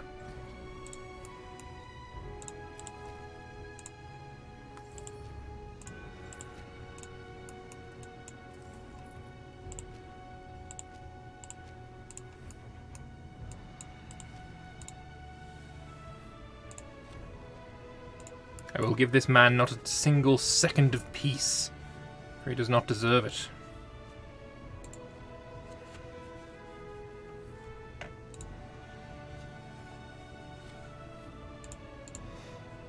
Tributaries are such a huge fucking liability. Of course, all my old enemies of Cyrenaica and Nabatea and Aramea all fucking join in the war again as well. Fuck those guys.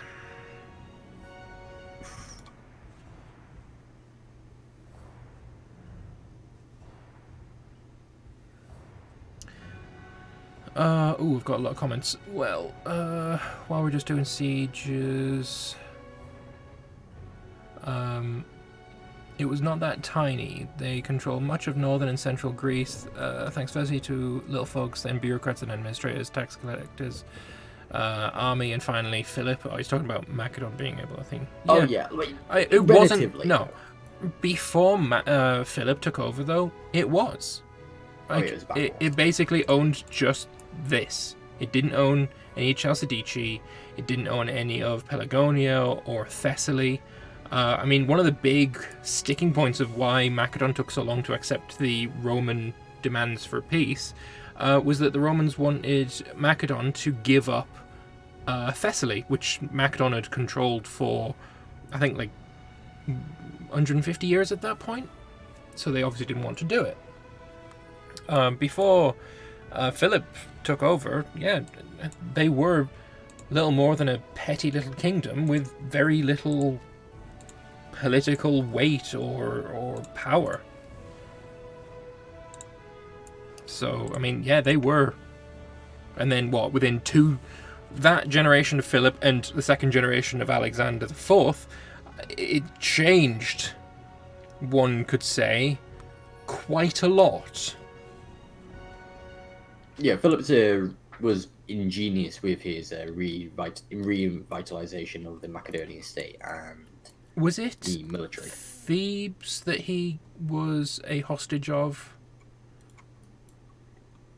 It was somewhere down here. Like Philip, didn't his father lose a war, and so Philip had to go and live in one of the city-states in the south. It might have been Thebes. That might have been why Alexander burnt it to the ground. I can't remember exactly for sure. Well, he burned it to the ground because of the rebellion. Yeah, but there was a city-state that Philip went to, and when he came out of it and came back to Macedon, he put what he learned there into practice. Yeah. You're talking about Thebes and the battle they fought against Sparta, in which they absolutely crushed Sparta, and then that's what put Thebes as dominant for that time period, for that era. And I think there was a debate, though, of whether Philip was actually present in the battle. Okay. But, yeah. Because I think the debate is that Thebes didn't use that strong of a cavalry... If I'm recalling this argument correctly, is that Thebes didn't really use that much of a strong cavalry contingent in the battle, and like Philip's main thing was the companion cavalry, Yeah. in conjunction with the phalanx. So Well, he used it in a completely novel way. Like, cavalry was always used against other cavalry. yeah, and then the He hammer, sort of hammer. changed it into hammer and anvil, yeah. And that was such a revolutionary change that, I mean, when you've got a big block of phalanx, really scary looking at them from the front. You don't want to be charging or going anywhere near that fucking spiky shite. But from the rear, they were weak. And so if you're using hammer and anvil, you're obviously going to be hitting him in the soft, squishy underbelly at the rear. That's why his... And same goes for just hoplite formations as well. Wasn't just dudes with the sarissas. Yeah, like the Greeks' heavy infantry corps was just phenomenal. And just got Was it outranged. Artaxerxes, the Persian king who challenged his brother for the throne, and he used the Greek mercenaries' heavy infantry as his center corps. His name is very... I was literally reading about this Artaxerxes? today. When I was he reading... won the battle with his Greek mercenary because they were just phenomenal, but he ended up dying, and so that was the March of the 10,000. It was Cyrus using them against Artaxerxes. Sorry, Artaxerxes, that's it. Yeah. That's 100 years before the game start, and that was the first ever known recording of mercenaries being used in history. And you can tell I researched this literally like the past few days because I'm doing a mercenary rework suggestions video. Look for that on the channel in the next couple of weeks. So, is the March of the 10,000 then the one from the Spartan King? That sounds flowery enough to be Spartan. They do like their flowery language. March of the 10,000 definitely sounds The Spartan. March of the 10,000 is after the battle, and obviously they didn't get paid or anything, and Artaxerxes is like, well, I'm going to come after you, and they basically just marched home. And how they marched home and just got home was basically what is, quote-unquote, the handbook of how to invade Persia. I didn't know that one. That's why, there is a lot of, like, whether Alexander, like, studied and Philip studied that, because it's pretty much the handbook of how weak Persia is, and that you can just waltz in, and the satraps are just gonna, a lot of them are just not even gonna care. Yeah, that's the problem with a big decentralized state. You need to make sure that your where you're decentralizing is still loyal enough to you. Yeah. Oh, and apparently I got the Alex wrong. It was the Great was Alexander III. Yes. The fourth was the dude that Cassander murdered. Yeah. Wasn't Xenophon also present in the March of the 10,000? Is what Tiger King is saying. Honestly, this one is completely novel to me. I'm going to have to look that up. Well, the mercenaries that Cyrus used against Artaxerxes were from Arcadia and the Peloponnese. Right. In the source that I was looking at. Peloponnese? Well, that's where Sparta is. Well, so, because entirely possible that is exactly what they were referring to. Yeah, because after the Spartans were weakened in power, they were they were beginning to get strapped for cash, and the Spartan king personally led his army out as mercs because he just needed the money, and I'm pretty sure they led them into Persia, but I couldn't remember if it was March of the 10,000 or not. Because it was Xenophon, wasn't it? Who led the March of the 10,000? Oh god, I'm just spitballing here.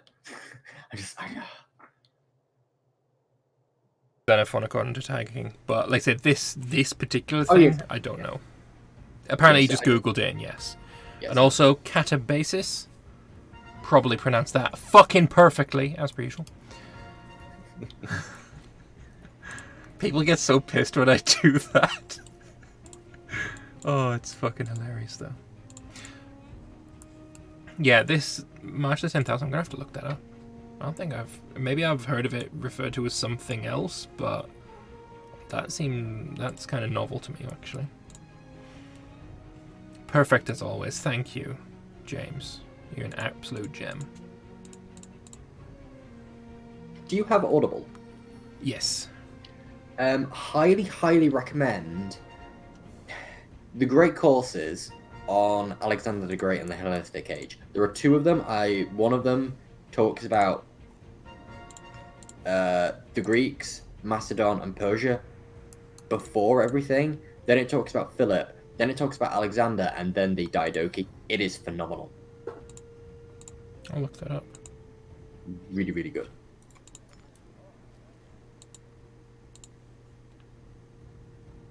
Laconia is governed by a member of the Zipperid family. Didn't I just do that? Wait. They're spelling Zipperid differently. Oh, fuck you. Well, I've got two grey families.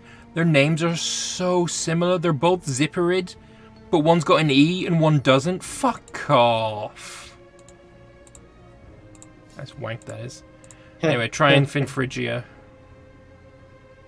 Wait. Yeah, because you got the Zipperid and you got the Zipperid. Yeah. Fuck you, is what I call that.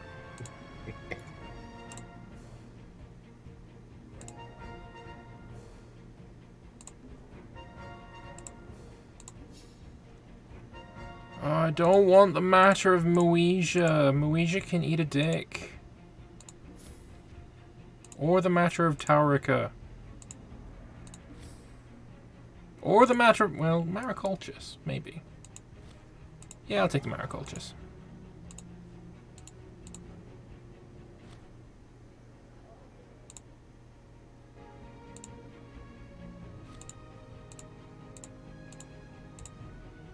Now the Guidrids need a dude.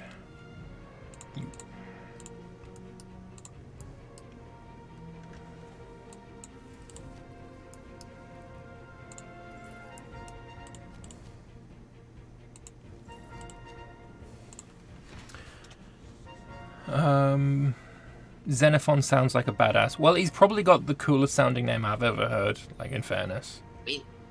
Xenophon, you march. You get paid by some pretender to the Persian throne. You march all the way to basically Babylon. You fight a battle. The guy you're fighting for dies, but your corps of heavy infantry wins the day. You then have nobody to pay you, so you march all the way home, pretty much unscathed. Yeah, you're a badass. Yes. Xenophon was from Athens and later joined the Spartans. He just wrote it down. Apparently Catabasis just wrote it down, maybe is what you're saying. His life was a bit of a tragedy. Gods, I hate that favoritism versus picking a side task. It's so annoying. Oh yeah. Especially when they got the same pissing name. Well, you know how I feel about mission trees. We won't go there. Oh, you know what? Actually, like, whenever I've got something that really quite annoys me with like the mechanics of the game, I try and like rationalize it as what is this actually, trying to role play a thing. I'm thinking these two families with such similar names used to be the same family, and they've split over a fight on how to spell their pissing name. To be fair, though, I would love that if that was a genuine thing. Like, you could have great families split. Yeah, that would be cool. That would be awesome. I'm sure if people looked hard enough, they'd be able to find actual examples of it as well.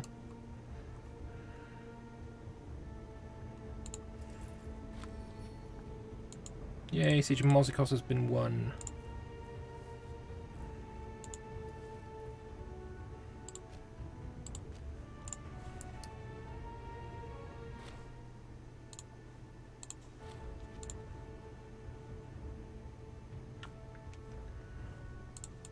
So I wonder if people are still going to be doubting me that I can get this done in time.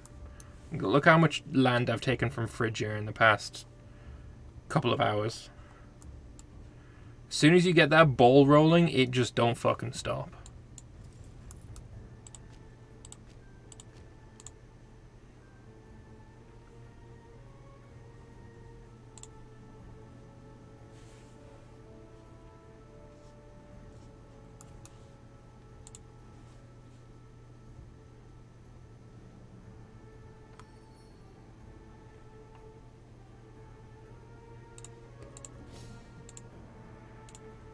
How much are your inventions costing you?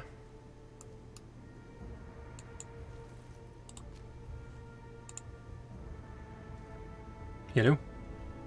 Yeah, no, sorry. Yeah, I was getting way too involved with my stream chat there. What was that? Sorry. How much are your inventions costing you? Like 2,000?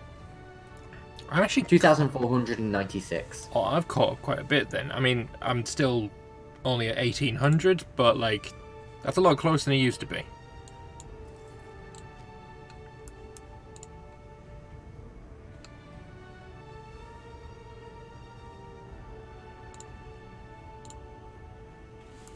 Has my truce with you run up yet? 51. Oh, yes! As soon as this war is over, I can now declare on the first tributary I declared on. Oh, yes! Yeah, Phrygia's done. And I'm at 76 aggressive expansion, so that's never going to go higher. It's going to be chain wars, one after the other. I mean, it's basically like what you do in EU4 to get a world conquest. You're, just chain warring and breaking truces. Apart from I'm breaking no truces. Because tributaries, they work fucking perfectly. Unless you play in Austria and you're heroic privilege, then it's literally just click a button. Let your PC die. Have you seen how they're changing the HRE in the next update? Yes and no. It's been so. I've just given up with reading the dev diary. Yeah, there's been apparently over 50. I'm just like, ugh. Over 50 dev diaries for Emperor. Yeah, I'm just gonna kind of just wait until it comes out and just have a look. But so far, I think I've seen what they're going with, and I like it. Yeah. Well, for the Holy Roman Empire, there's basically two paths you can go down. Centralized and decentralized. Oh, yeah, I read that one. Centralized is basically what we have already and looks boring as hell, but decentralized looks so fun. Yeah. I think when it comes out, I'm probably going to do an Austria run because I fucking love Austria, and it'll be great.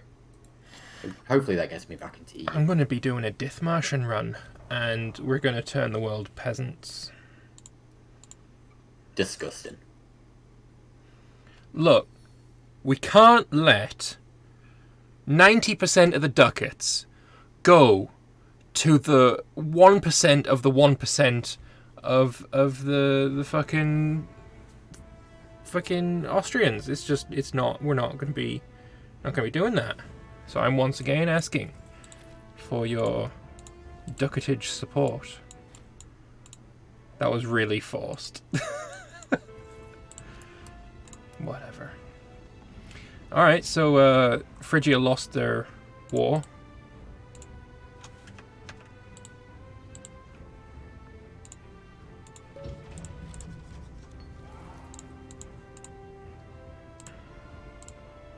You're gonna give me the rest of your land up here?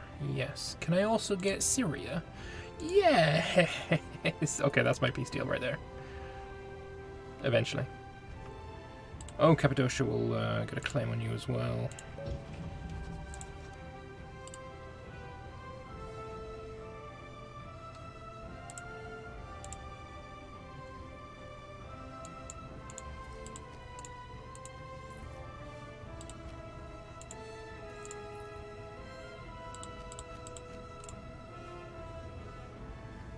Tributaries are a fucking exploit. No, 100% agree. Like, absolutely zero disagreement there. They totally are.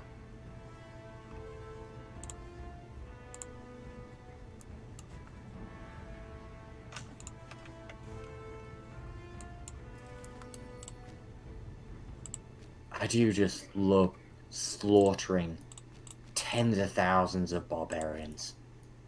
Naturally. Truly civilized Roman armies when we're heavily armed. It's good to be civilized. Imagine not being civilized, eh, Phrygia? Hey, don't you talk about my boy antagonist like that. Also, having said that, that Phrygian king that I saw, or that one dude in my comments saw, 300 years into the game, he was pretty civilized, yep.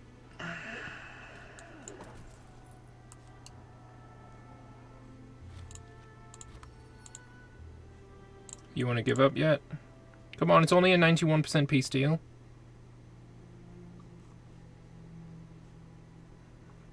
See, all these men that are currently dying, 580, 442, 390, all of those did not need to die. It is your stubbornness. Oh, it's mercenaries, I guess you don't care. Oh well, you lost. Bye-bye.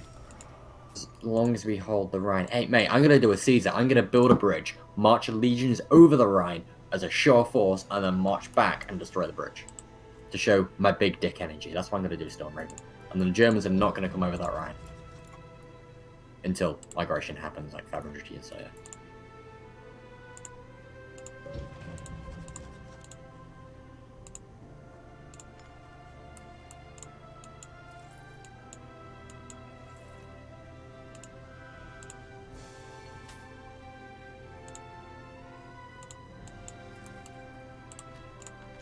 Alright, you're going to go into Antigone, and another regional army will be born.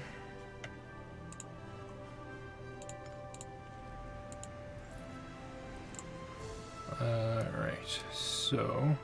Do I go after Phrygia again, or do I go after...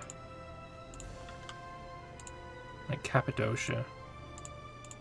Before he gets a shit ton of friends. He's only got one friend right now. I got no war goal, you pissing shite fuck. Matter of Pannonia. That's all the way up there. Fuck that. Matter of Syria. Absolutely.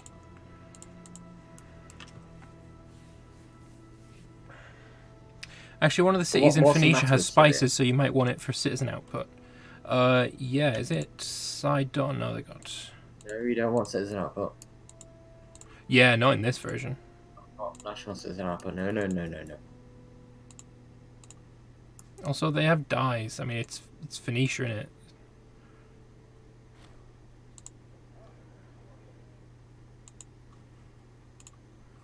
Where can I find spices so I can get the color?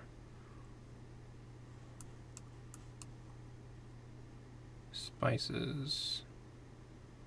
Fucking spices. Where are you?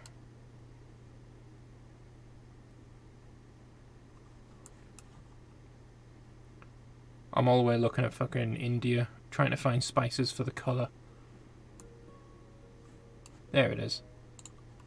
Oh, that's never going to show up. Alright, so this is the spices that you're talking about. That's the only spice. Oh, no, I see it right there. Leucia Ale. Acte. I'll occupy you. Why can I not separate piece you out? Who is it? Velicicasia. Oh, because they have occupied territories in my land. Yep, exactly why. Also, yep, dickhead is in fact true. I hate this game. Can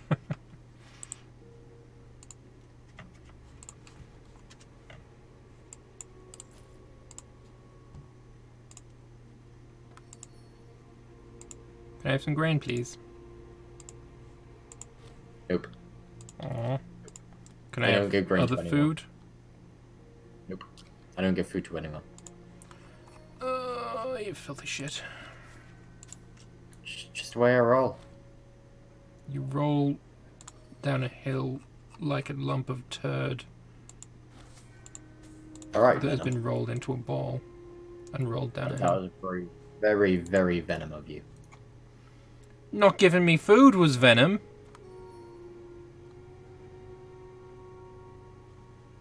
You know, Pyrrhus... Oh, apparently Tiger King disagrees with you quite heavily. Antigonus can go suck a dick. I fucking hate him so much. What? Hashtag Seleucus gang. Oh, no, right. Tiger King. I am Seleucus gang all the way. I fucking adore Seleucus. Him fucking leaving Egypt with, what, 500 men? And, like, conquering Babylon and the eastern satrapies and then marching all the way over to Ipsus in, like, record time. Something never before... Like, that was Alexander style and was not emulated until Napoleon with his speed. Absolutely incredible. Seleucus, the man. But how can you not respect Antigonus, the one-eyed? Seriously. I would say that was emulated one more time before Napoleon. That was, I don't know how you pronounce it, like Walid ibn Khalid, the Arabian who crossed from, Arabia over the deserts to fuck up the Eastern Roman Empire. Yeah, it was more the speed, though, of him marching over from basically India to Ipsus with his whole army. Oh, you're talking like they just straight up just Like, speed of doing it. He was straight up Alexander-style speed. Like, he marched from one end of Persia into central Anatolia with taking minimal attritional losses, and at such a speed, it was just, wow, mind blown. You'll be happy with me. I've just taken mastery of the mountains. Good lad. Not that it matters anymore, but good lad. Fuck you. But yeah, Tiger King, like, don't get me wrong. Like, Seleucus is my man. But how can you not respect Antigone? Like, the only Diadochi you should really say is a dick is Cassander the twat. Barbarians were originally people who didn't speak Greek to Greeks or Latins to Romans. The name comes from the Berber people. So basically the Carthaginians knew... That's not right. It actually comes from the fact that to the Greeks it sounded like ba ba ba ba, as in sheep baaing, not from the Berbers. Yeah, no, it definitely did not come from the Berbers. Not a hope in hell of that being... The ba ba ba ba things is horrible history's joke. Yeah, that's also true. Yeah. But... It's definitely not the Berbers. It basically it's the Greek word, or the ancient Greek word, I don't know if it is now, for foreigner. Yeah, I've actually got a Greek in my chat, and he says no, barbarian meant foreigners. Yeah, it literally just meant foreigner. But I like the headcanon of they just sounded like sheep. Blah blah blah blah blah. That horrible history joke is you got I mean, the horrible histories was the fucking tits. Oh yeah. Antigonus fucked me so many times in Imperator, I can harbour nothing but hate for him. Also, he killed Eumenes. Yeah, like, I fucking loved Eumenes as well. He was amazing, and I'm so sad that the start date isn't with Eumenes in, because Eumenes is... he was the fucking tits, but, like... but Antigonus is the tits as well. But Eumenes, yeah. Now, I can understand you hating him for Eumenes. Like, I hate Cassander for murdering Alexander's family, but... Like, Eumenes did kind of rebel against him and everything, and, like, it was the way it had to go.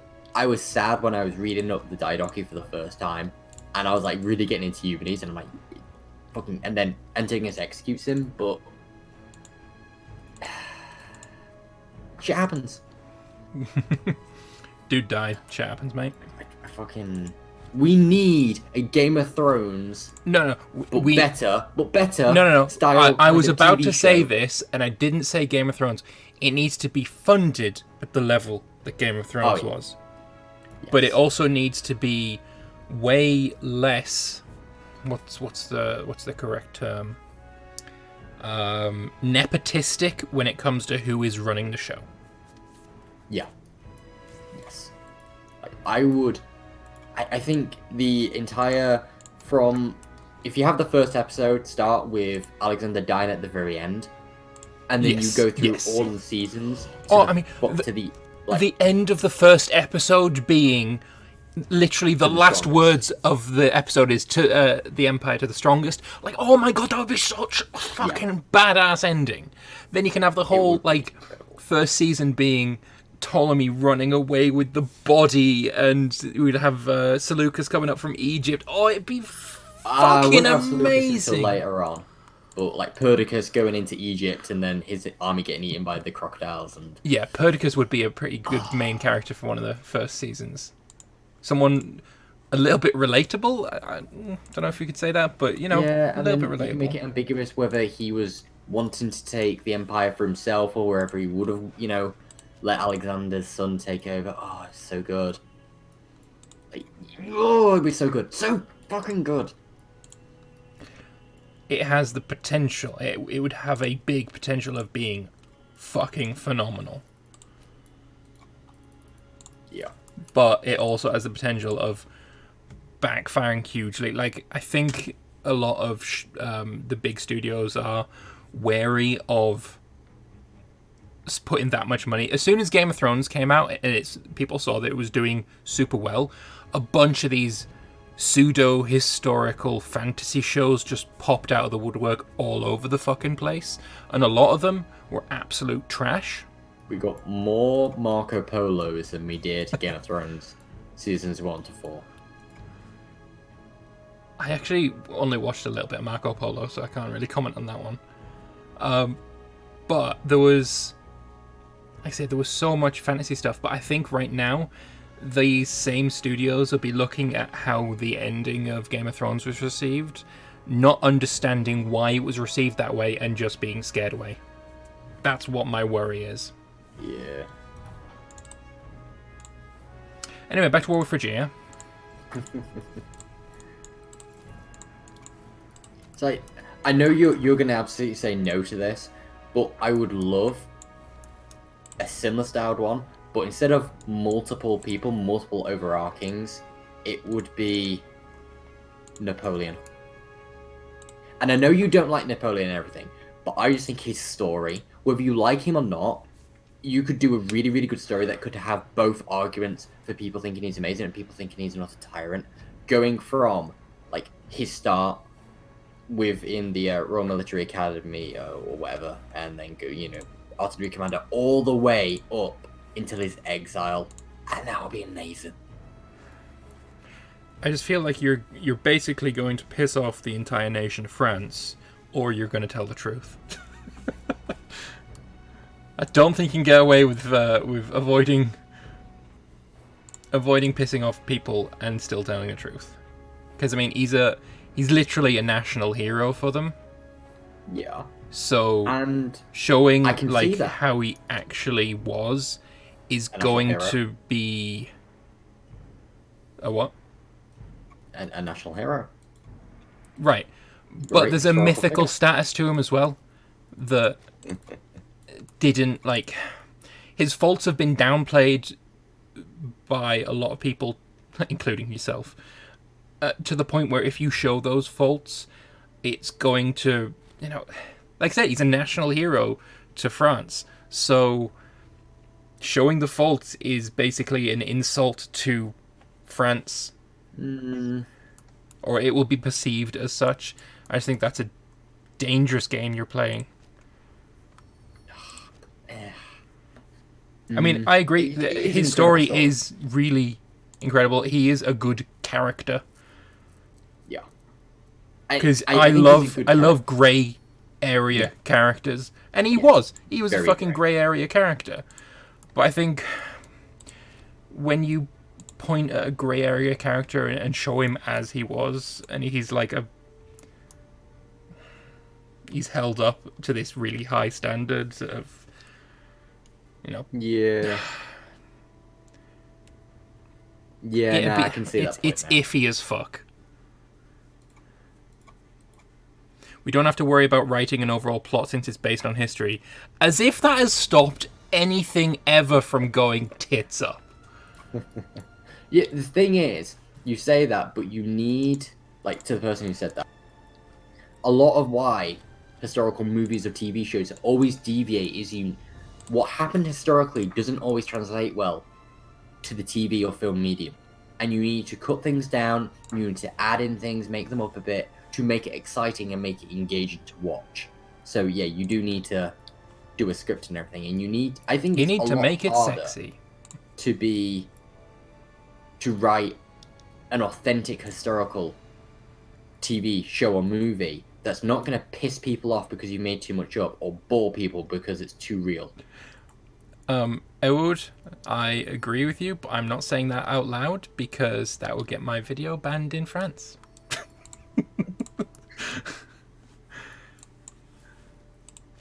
What did he say? I'm not saying that out loud. Paraphrase it. Paraphrase it.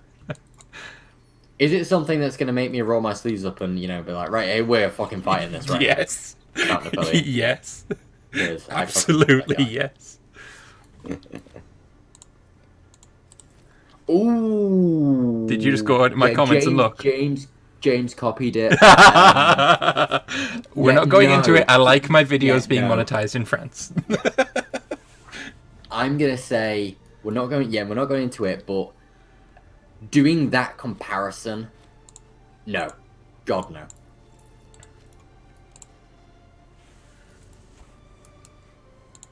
Alright, I need to actually catch up on my fucking stream chat. What happened with Alexander's sister, Cleopatra? Didn't she marry someone? Wasn't she the one that was promised to... I know there's a bit of back and forth over someone with regard... Wait, no, didn't Cleopatra lead a rebellion against... Not a rebellion, or an invasion against Cassander? From Epirus? Or maybe... I don't know. Again, that's something that I don't know. I'm pretty sure one of the Cleopatra... I'm pretty sure his sister did lead something against Cassander. Oh, you know what? Going back to the whole Diadochi TV series idea, Yeah. Another interesting character would be the lady that is in control of Heraclea Pontica at the game start. I've forgotten her name. I think it begins with an A, like Amissa or something like that. Mm. Because she was married to Lysimachus. Yes. And that'd be an interesting kind of dynamic to play out. The niece of the Persian emperor marrying one of the Diadochi, then his story continues. I mean, it was apparently an amicable divorce, which it sounds crazy that kind of thing would happen in this time period, but apparently it was an amicable divorce, and he always looked after her after their split up. Which, I mean, it just sounds bizarre to me, but yeah, she'd also be a pretty interesting character. Especially since, if the game is anything to go by, her sons are absolute assholes. Yeah, the thing with the TV show is there are so many characters and so many different personalities and Only Game of Thrones season 1 to 4 has ever pulled it off for that many characters. Yeah. Specifically seasons 1 to 4, there are no other seasons of Game of Thrones. Like, it's one of those where you would... Like, Seleucus will be a background character for probably the first 2 or 3 seasons. And then he really comes into his own. And it'll be one of those where when you watch it back, you're like, I know where he is going. Like, he's a background character, you only see him in a couple of scenes. But this kid is going places and, like, shit like that. Like, it's so good. Alright, so, Tagging says here, I disagree about the whole sexing it up, I think. Script for character dialogue, yes, you'd have to make that up, but no, history is far more interesting than fiction. Also, the history of the Diadochi is just nuts. Agreed. For us. Absolutely. But for a general audience, there's got to be more tits. Film Alexander with Colin... What's his face? Farrell. Plays Alexander? Farrell, that's it. Colin Farrell. Right? That film... Imagine Alexander with Colin Firth. That's what was in my head. I'm like, it's not Colin Firth. I want to see this be a thing. That film is pretty good when you look at it from a historical standpoint. But even for me, by God, is it boring. Yeah, that film definitely has I think that is a perfect its example issues. of a historical film getting it right, historically, standpoint, but not getting it right. Some of the combat in that movie is fucking wank, though. Yeah, like, it needs... Yeah, it just needs... I mean, I think something like that you can't put into a film. You need a TV show. Cleopatra was Alexander the First of Epirus and became eventually Queen Regent for the son. Did she end up going to war with Cassander, or am I thinking of someone else? Because I know the other sister was promised to Perdiccas and someone else. Like, she was going back and forth between 2 of them, and then Antigonus captured her and executed her. After Alexander... This is... You remember things from the... What is it? The Diadochi podcast, perhaps? And for me, it's like things that I vaguely learned quite a while ago that I'm trying to recall. Yeah, the Diadochi podcast is amazing, and it's definitely one of the best mediums, which just puts it all together. And like a lot of this, like I kind of knew bits here and there, and that like I did it for my ancient history in college, but that podcast is amazing. Yeah, my history lessons were, let's say, not quite as good. I did not get my love of history from school. Let's put it that way. No, I didn't. I've had a love of history for most of my life. I'd honestly say it might even be horrible histories that started my love of history. I'm not even joking. At my parents' house, probably even today, there's probably a shelf full of those books. Apparently the show was really good as well, but I never watched it.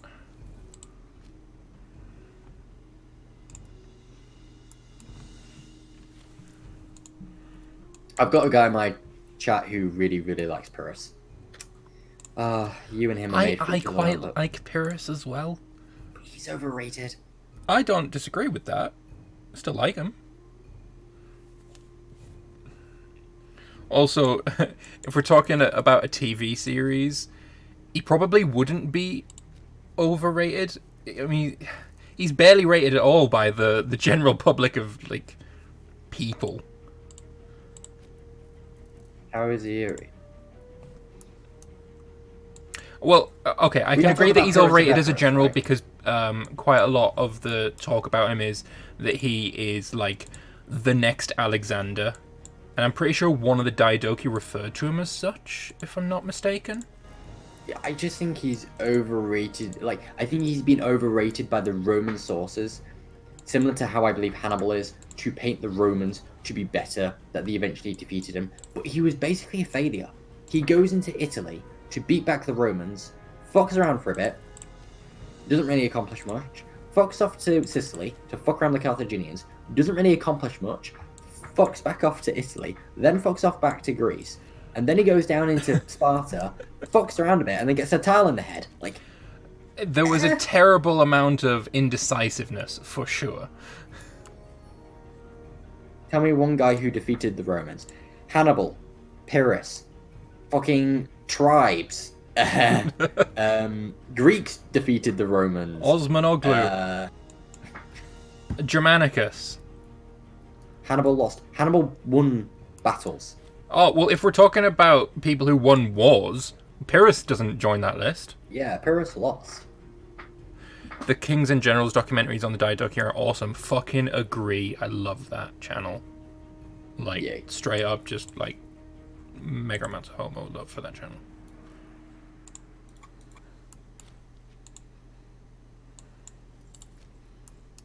Definitely one of my favorites on YouTube. Next Alexander can't even win one war. Like, he had the opportunity to win every war he was involved in, but he kept moving to another war. He saw opportunity there. I'll stop this one and I'll start over there. He made a lot of enemies that way.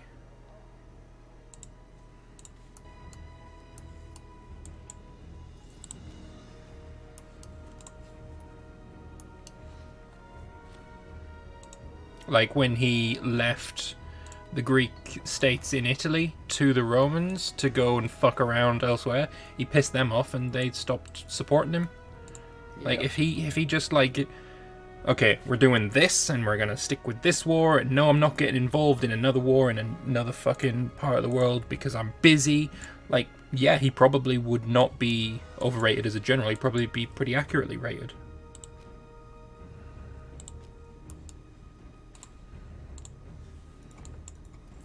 Yeah, and also just the fact, like, you're winning battles, but you're losing so many men winning them.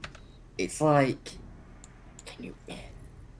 Like, I would rate Hannibal as a better tactician than him, because at least, yeah, okay, Hannibal was a terrible strategist, and I know we've already had this argument before during the series, but at least he knew what to do with the small amount of shit that he had, and do it very, very well. Even the Etruscans did won battles against the Romans. Oh yeah, everybody won battles against the Romans. Winning war against a Roman, entirely different matter. It takes a very different skill set. Yeah, it takes a Parthian skill set.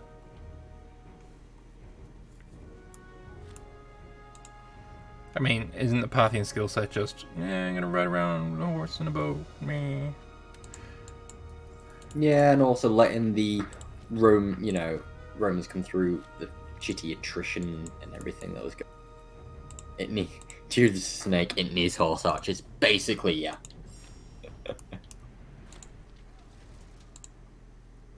As far as no, I'm not saying like he lost more than the Romans. I'm saying like he lost such an amount that it's like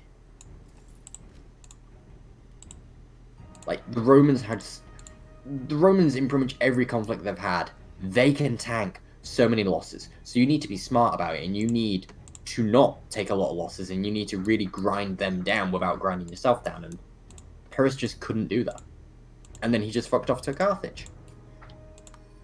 He saw an opportunity elsewhere, and He's instead of... always a general that I've never understood why people revere him so much. So maybe I'm just missing something, but like there are so many other generals I would rate so high up, like Eumenes, Seleucus, Lysimachus, Antigonus, even Demetrius I would rate higher. If you're gonna go by Greeks, then you got Hannibal, you got Caesar, you've got Marius. Like,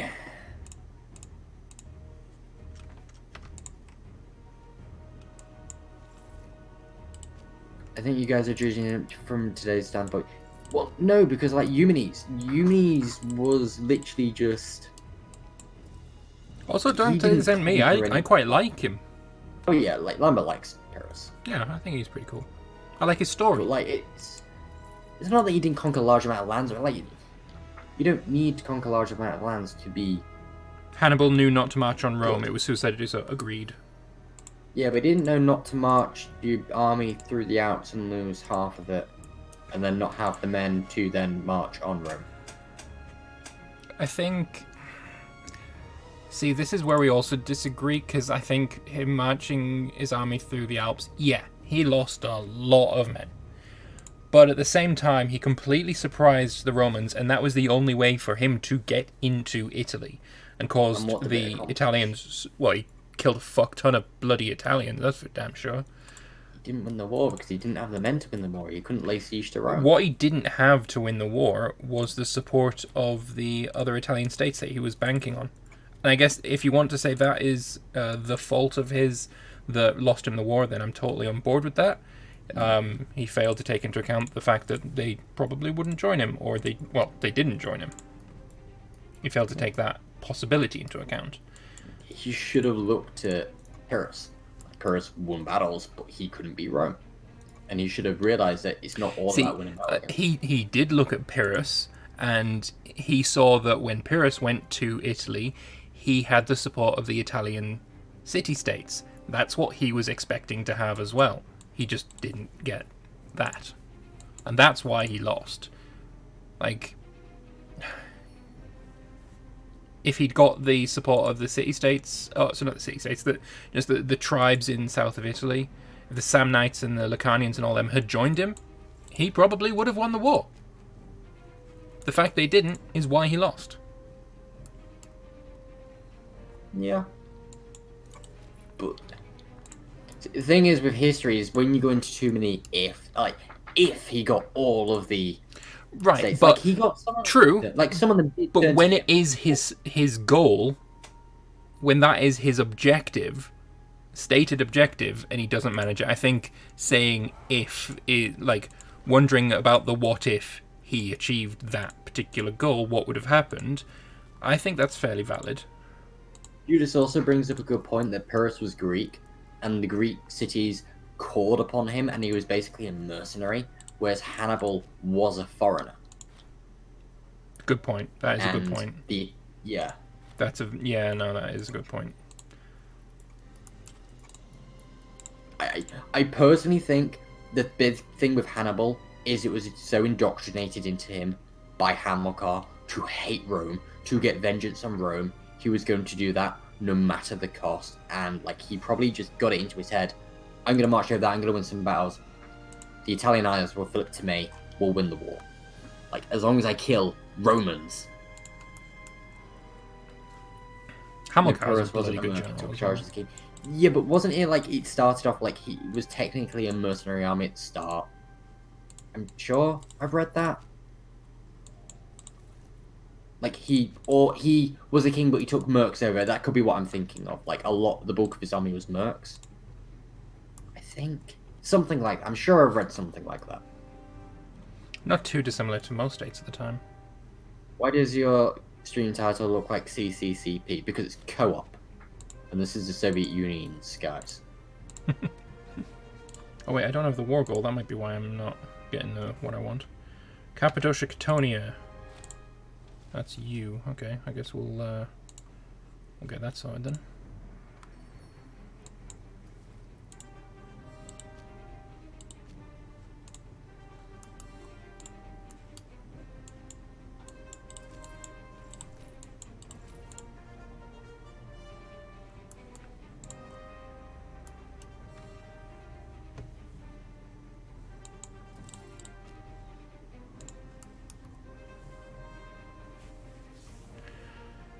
Yeah, there's a lot of interesting stuff in history, and a lot of it could make for really fucking good TV.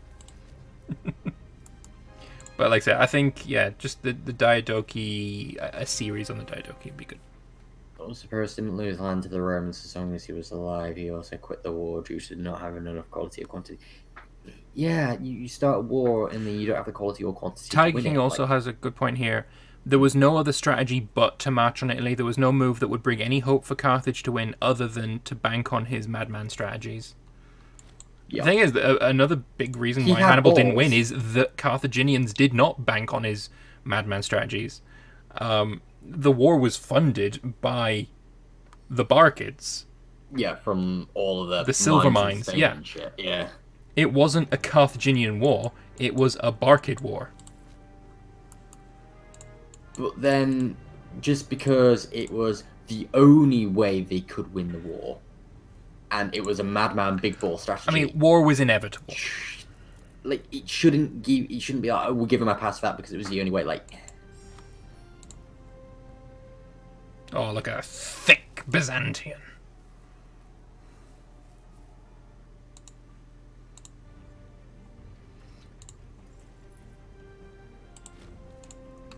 I had to physically resist myself from taking the aggressive expansion reduction. I'm at 70.2. I can't take any reduction.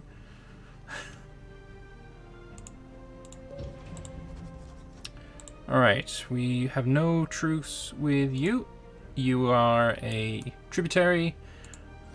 Hey, you know that thing I've been saying over and over today? Let's have another war with Phrygia. Haha! Probably could have waited until my troops were in position, but whatever. It's fine. It's fine. Ooh, Cyrenaica is at war with Egypt. And Dodecanoesius exists.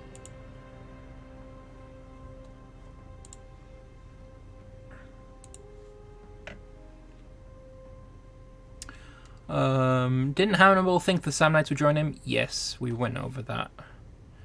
There was an unwritten rule that if you won 3 battles, you won the war, and Hannibal relied on that, and probably also that the Romans would be terrified of a hostile army residing in Italy.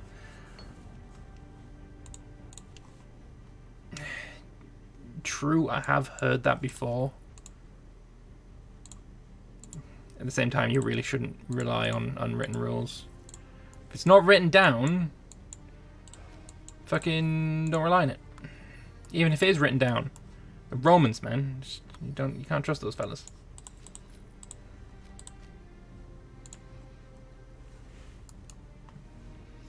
I think I'm gonna full annex Phrygia.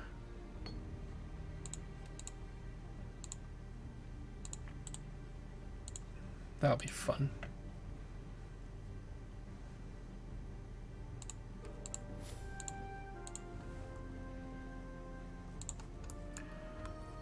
Why is 70 AE good? Okay, I can go with that. 70 AE is good is because of that number there. Aggressive expansion impact, negative...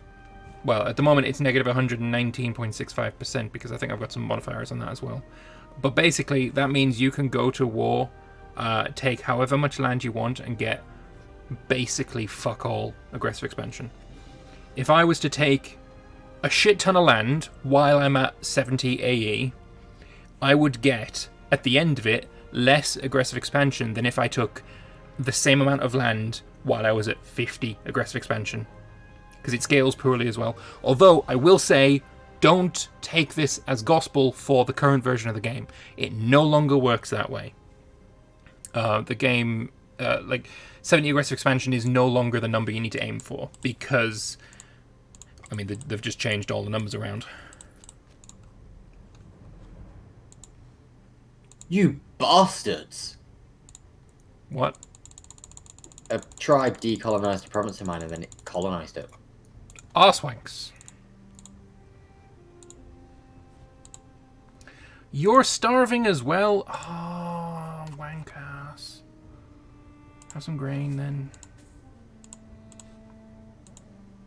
It's only hell ass, who cares?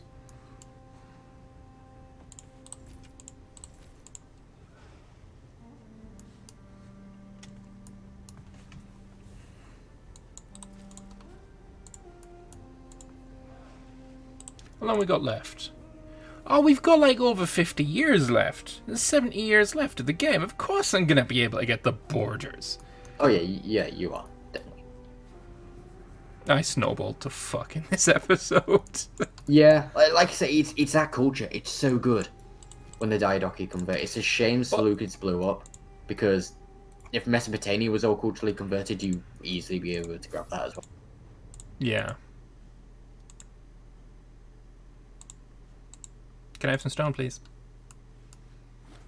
Thank you.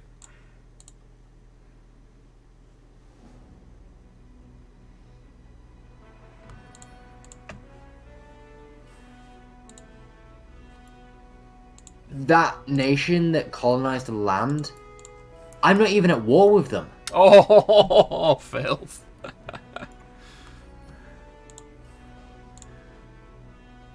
F's in chat for the Roman boy.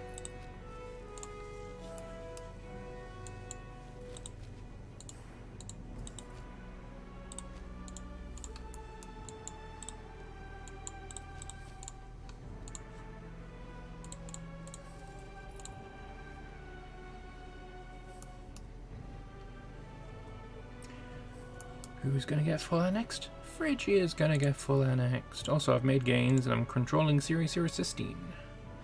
Very nice. Oh, I like it very much. How's the Thracian coming along? Oh, it's looking actually rather nice.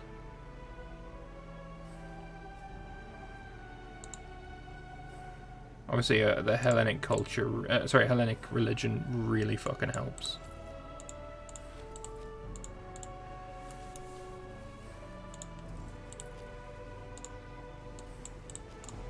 Hey, what's Egypt doing? You're at war with Phrygia as well? Absolutely not, my dude.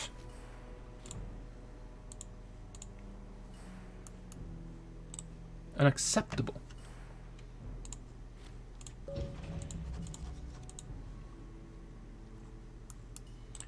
And claim on Nabatea? No, we're already at war with them, okay. Okie dokie. Could the devs make an optional rule at the start of the game that makes you win the war like 5% battles if they're all more than 70% won? Oh, there's no way they'd add that as an optional rule. There's not a hope in hell that would be added. What optional rule? If you win 5 to 10 battles and they're all more than 70% won, as in like you decisively win these battles, there's no way they'd add that. Not in the current iteration of the combat. No. I mean, Summer War is coming at some point relatively soon. Autumn of War. As the autumn, yeah. Summer culture, Autumn of War. Look, we're getting into the summer culture now, and I'm afraid I just cannot accept that a summer update is coming because it's still got fucking snow outside. Yeah, isn't spring meant to be March, April, and June? No. Summer is... March, April, and June. No. March, April, May. And then summer is June, July, August, September, October, November is autumn, December, January, February is winter. Fucked if I know. Couldn't say.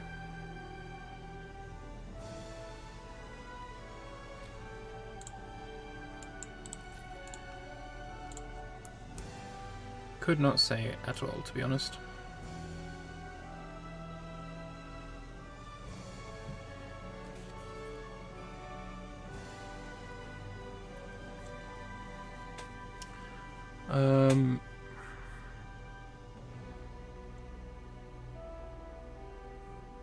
What have we got else here? Does not assume a rational opponent.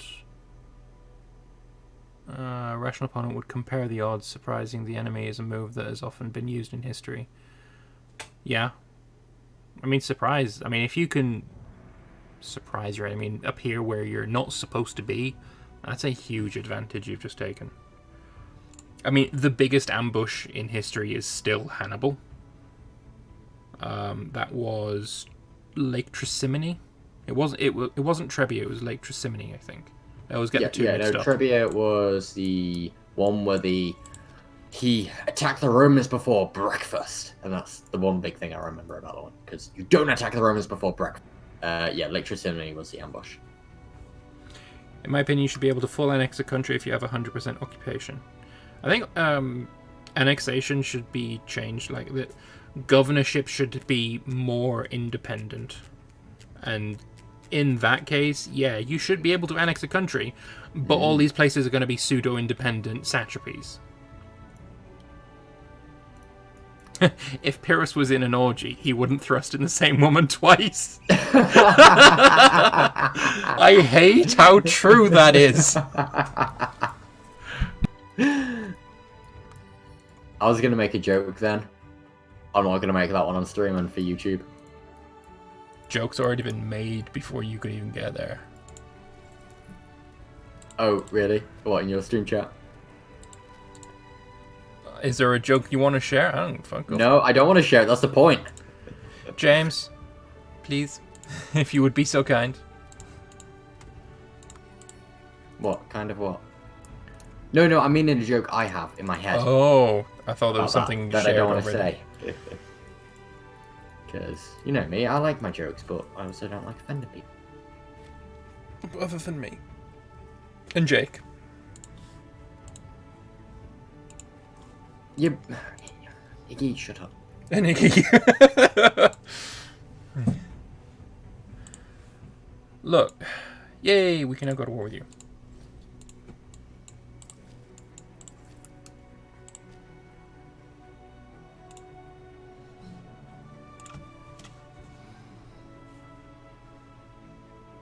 How have I got a truce with you still? 59. October 59, okay. Less than a year's time we can attack you. Also, Egypt being really annoying, occupying the provincial capital. Big old bag of ass. Although they're losing to Cyrenaica. Pretty nastily. Probably because they came up to fucking Phoenicia. The morons.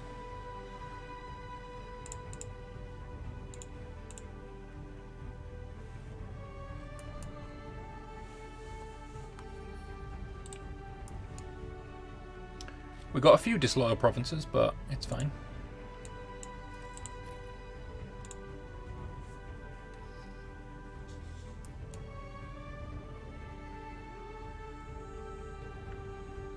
This is like Octavian levels of expansion I've got going on at the moment. What would you guys do if you're in charge of this thing? What changes would you make to combat and war? Oh, I could go on so long. There is so much I would do. And I've got fucking written documents of what I would goddamn do. I've got videos of what I'd do. Going back like no 2 good at doing years at video this editing. point. I mean, in my earliest Dev Diary video, like the first Dev Diary video that I did was I think on like the 4th Dev Diary ever for Imperator. That's basically what started me on those videos. And it was because I didn't like the way that the combat system was going to work.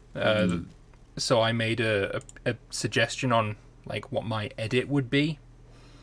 And then Warfare got another Dev Diary later on that changed it to what we have now, which is not... It's not exactly what I wanted. but it's a damn sight closer than the original iteration that they had. So naturally, I'm taking 100% of the credit. Iggy archers are useful if you're barbarian and you fight in heavy infantry. Just ask Jake. But yeah, there is so much that can be done, and I think this is why we aren't game devs, and it's because Yes, I think a lot of stuff we would do is not marketable. yeah, we're not game devs for a reason. Like, Mostly because we can't code, but other reasons include we have ideas that sound good to us but don't work in a gameplay perspective. We have ideas that are intricate and interesting and historical, but completely obtuse to the average player.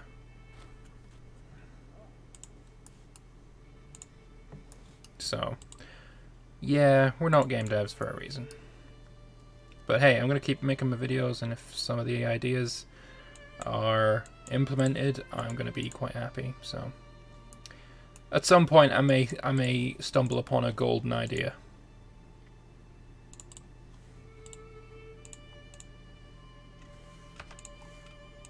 I just wish I could fucking code so I could try out my ideas. But then I speak to Star Trek and like, yeah, I think that might be hard coded, and I'm like, damn it! Yeah. Like regional manpower instead of national manpower and shit. Yeah, it would be fucking glorious if we were able to make it so that pops had an impact on like manpower more than just, oh, you got this many pups in them and but grows this yes. Lots of ideas, so little skill.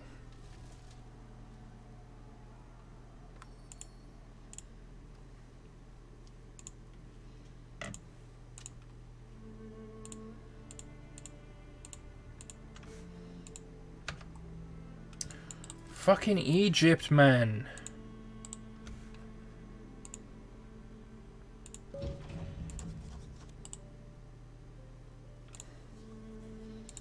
Ruining my jam.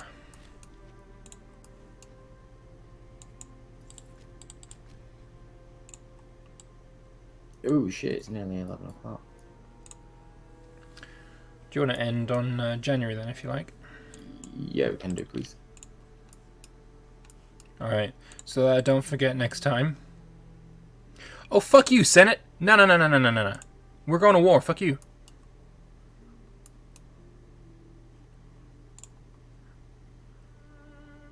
We are going to war with...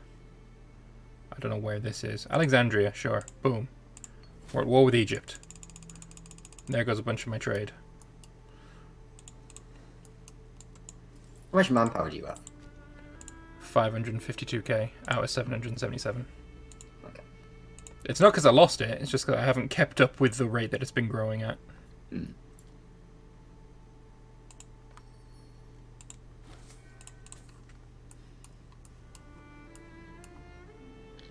I got 1.2 million out of 1.2 million.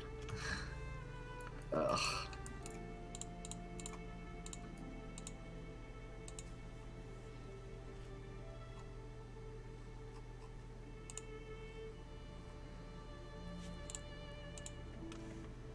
Oh, Phrygia is just too expensive still.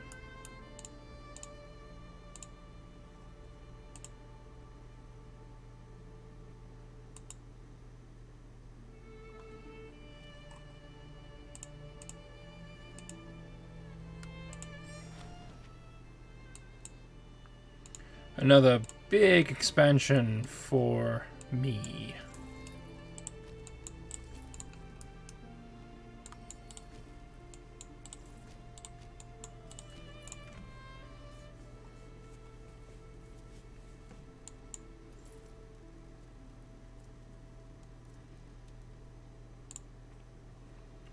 Alright, now we're at war with Egypt for next session. Also, I went over by 2 days. Oh, shit, yeah, I completely forgot. Alright, well, that was certainly an interesting session. Yeah, I've Finally got my arse in gear. Yeah, you have. All that bitching at you last sessions, you know, it's done you good. Oh yeah, you're going to take credit for that, are you? Yeah. 100%. It was my motivation. Mm-hmm. I motivated you. Mm-hmm. Whereas I got far too distracted by stream chat, and I have not. Yeah, you did very little this session, I feel. Well, I conquered half of Gaul and Yeah, more in but you Iberia. conquered barbarians. Yeah. In fairness, Mate, that's all have you've you got left seen- other than Carthage. Yeah. Have you seen the defensive leagues though? Like there was one battle, there was like 200,000 against in a single battle against. Yeah, us. 200,000 wank troops. Yeah, but you know. Speaking of wank troops, right? Another thing that really pissed me off about fantasy and historical TV shows and movies, all the really trash armor that they give them that just didn't exist. And just like, if it's got Vikings in, they have to have fur draped over their shoulders and straps of leather everywhere. And like, fuck off. It annoys me a lot. Anyway, let's not go back into that because we can be here all day. I need sleep. Yeah, people in stream chat, both mine and Vespasian's, thank you all very much for watching. Hope you've enjoyed this session. It's nice to dip our toes back into a previous patch, and it makes you, or makes me at least, appreciate the changes that have gone in. Look, I have not had to worry about fucking loyalty once, and Nice that... thing. I haven't, and that's my argument against it. But let's not get into that rabbit hole. I like not having to worry about it. No, I like having to worry about it. But yeah, thank you all very much for watching. And what do you think of food balance right now? It's bad because no attrition goes into armies, and they're just infinite, and no one dies. Yeah, I mean, there just needs to be some ways to lose men that isn't, down to starvation. People died of more things than starvation. Far too much food when it comes to cities as well. Yeah. Far too much food in the game. But And yeah, being anyway. able to just make your cities grow massively just by, we'll just build another route for water to go into the city. That's always going to work. Fuck off. Anyway, thank you all very much for watching. Hope you've enjoyed this session and episode or whatever you're watching this on. I hope you enjoyed it. And we shall see you in the next one. Bye-bye. See ya.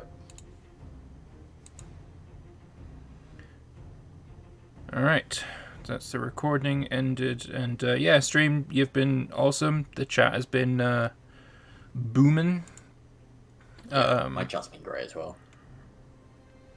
Yeah, for sure. Just say some controversial things about history and the chat gets to it. Not wrong, not wrong. Now chat, have I been saying all these things about Pyrrhus and Hannibal just to get chat talking, or do I really believe them? He believes them. Shh, it's meant to be ambiguous. It's not though. It's fucking obvious. Alright guys, thank you all very much for watching, and I'll see you tomorrow on the NoCB Cast Twitch channel, because the podcast's tomorrow, and that's a lot of fun. Gonna go over the dev diaries and for all the different games and see what's changed and stuff. So yeah, see you later.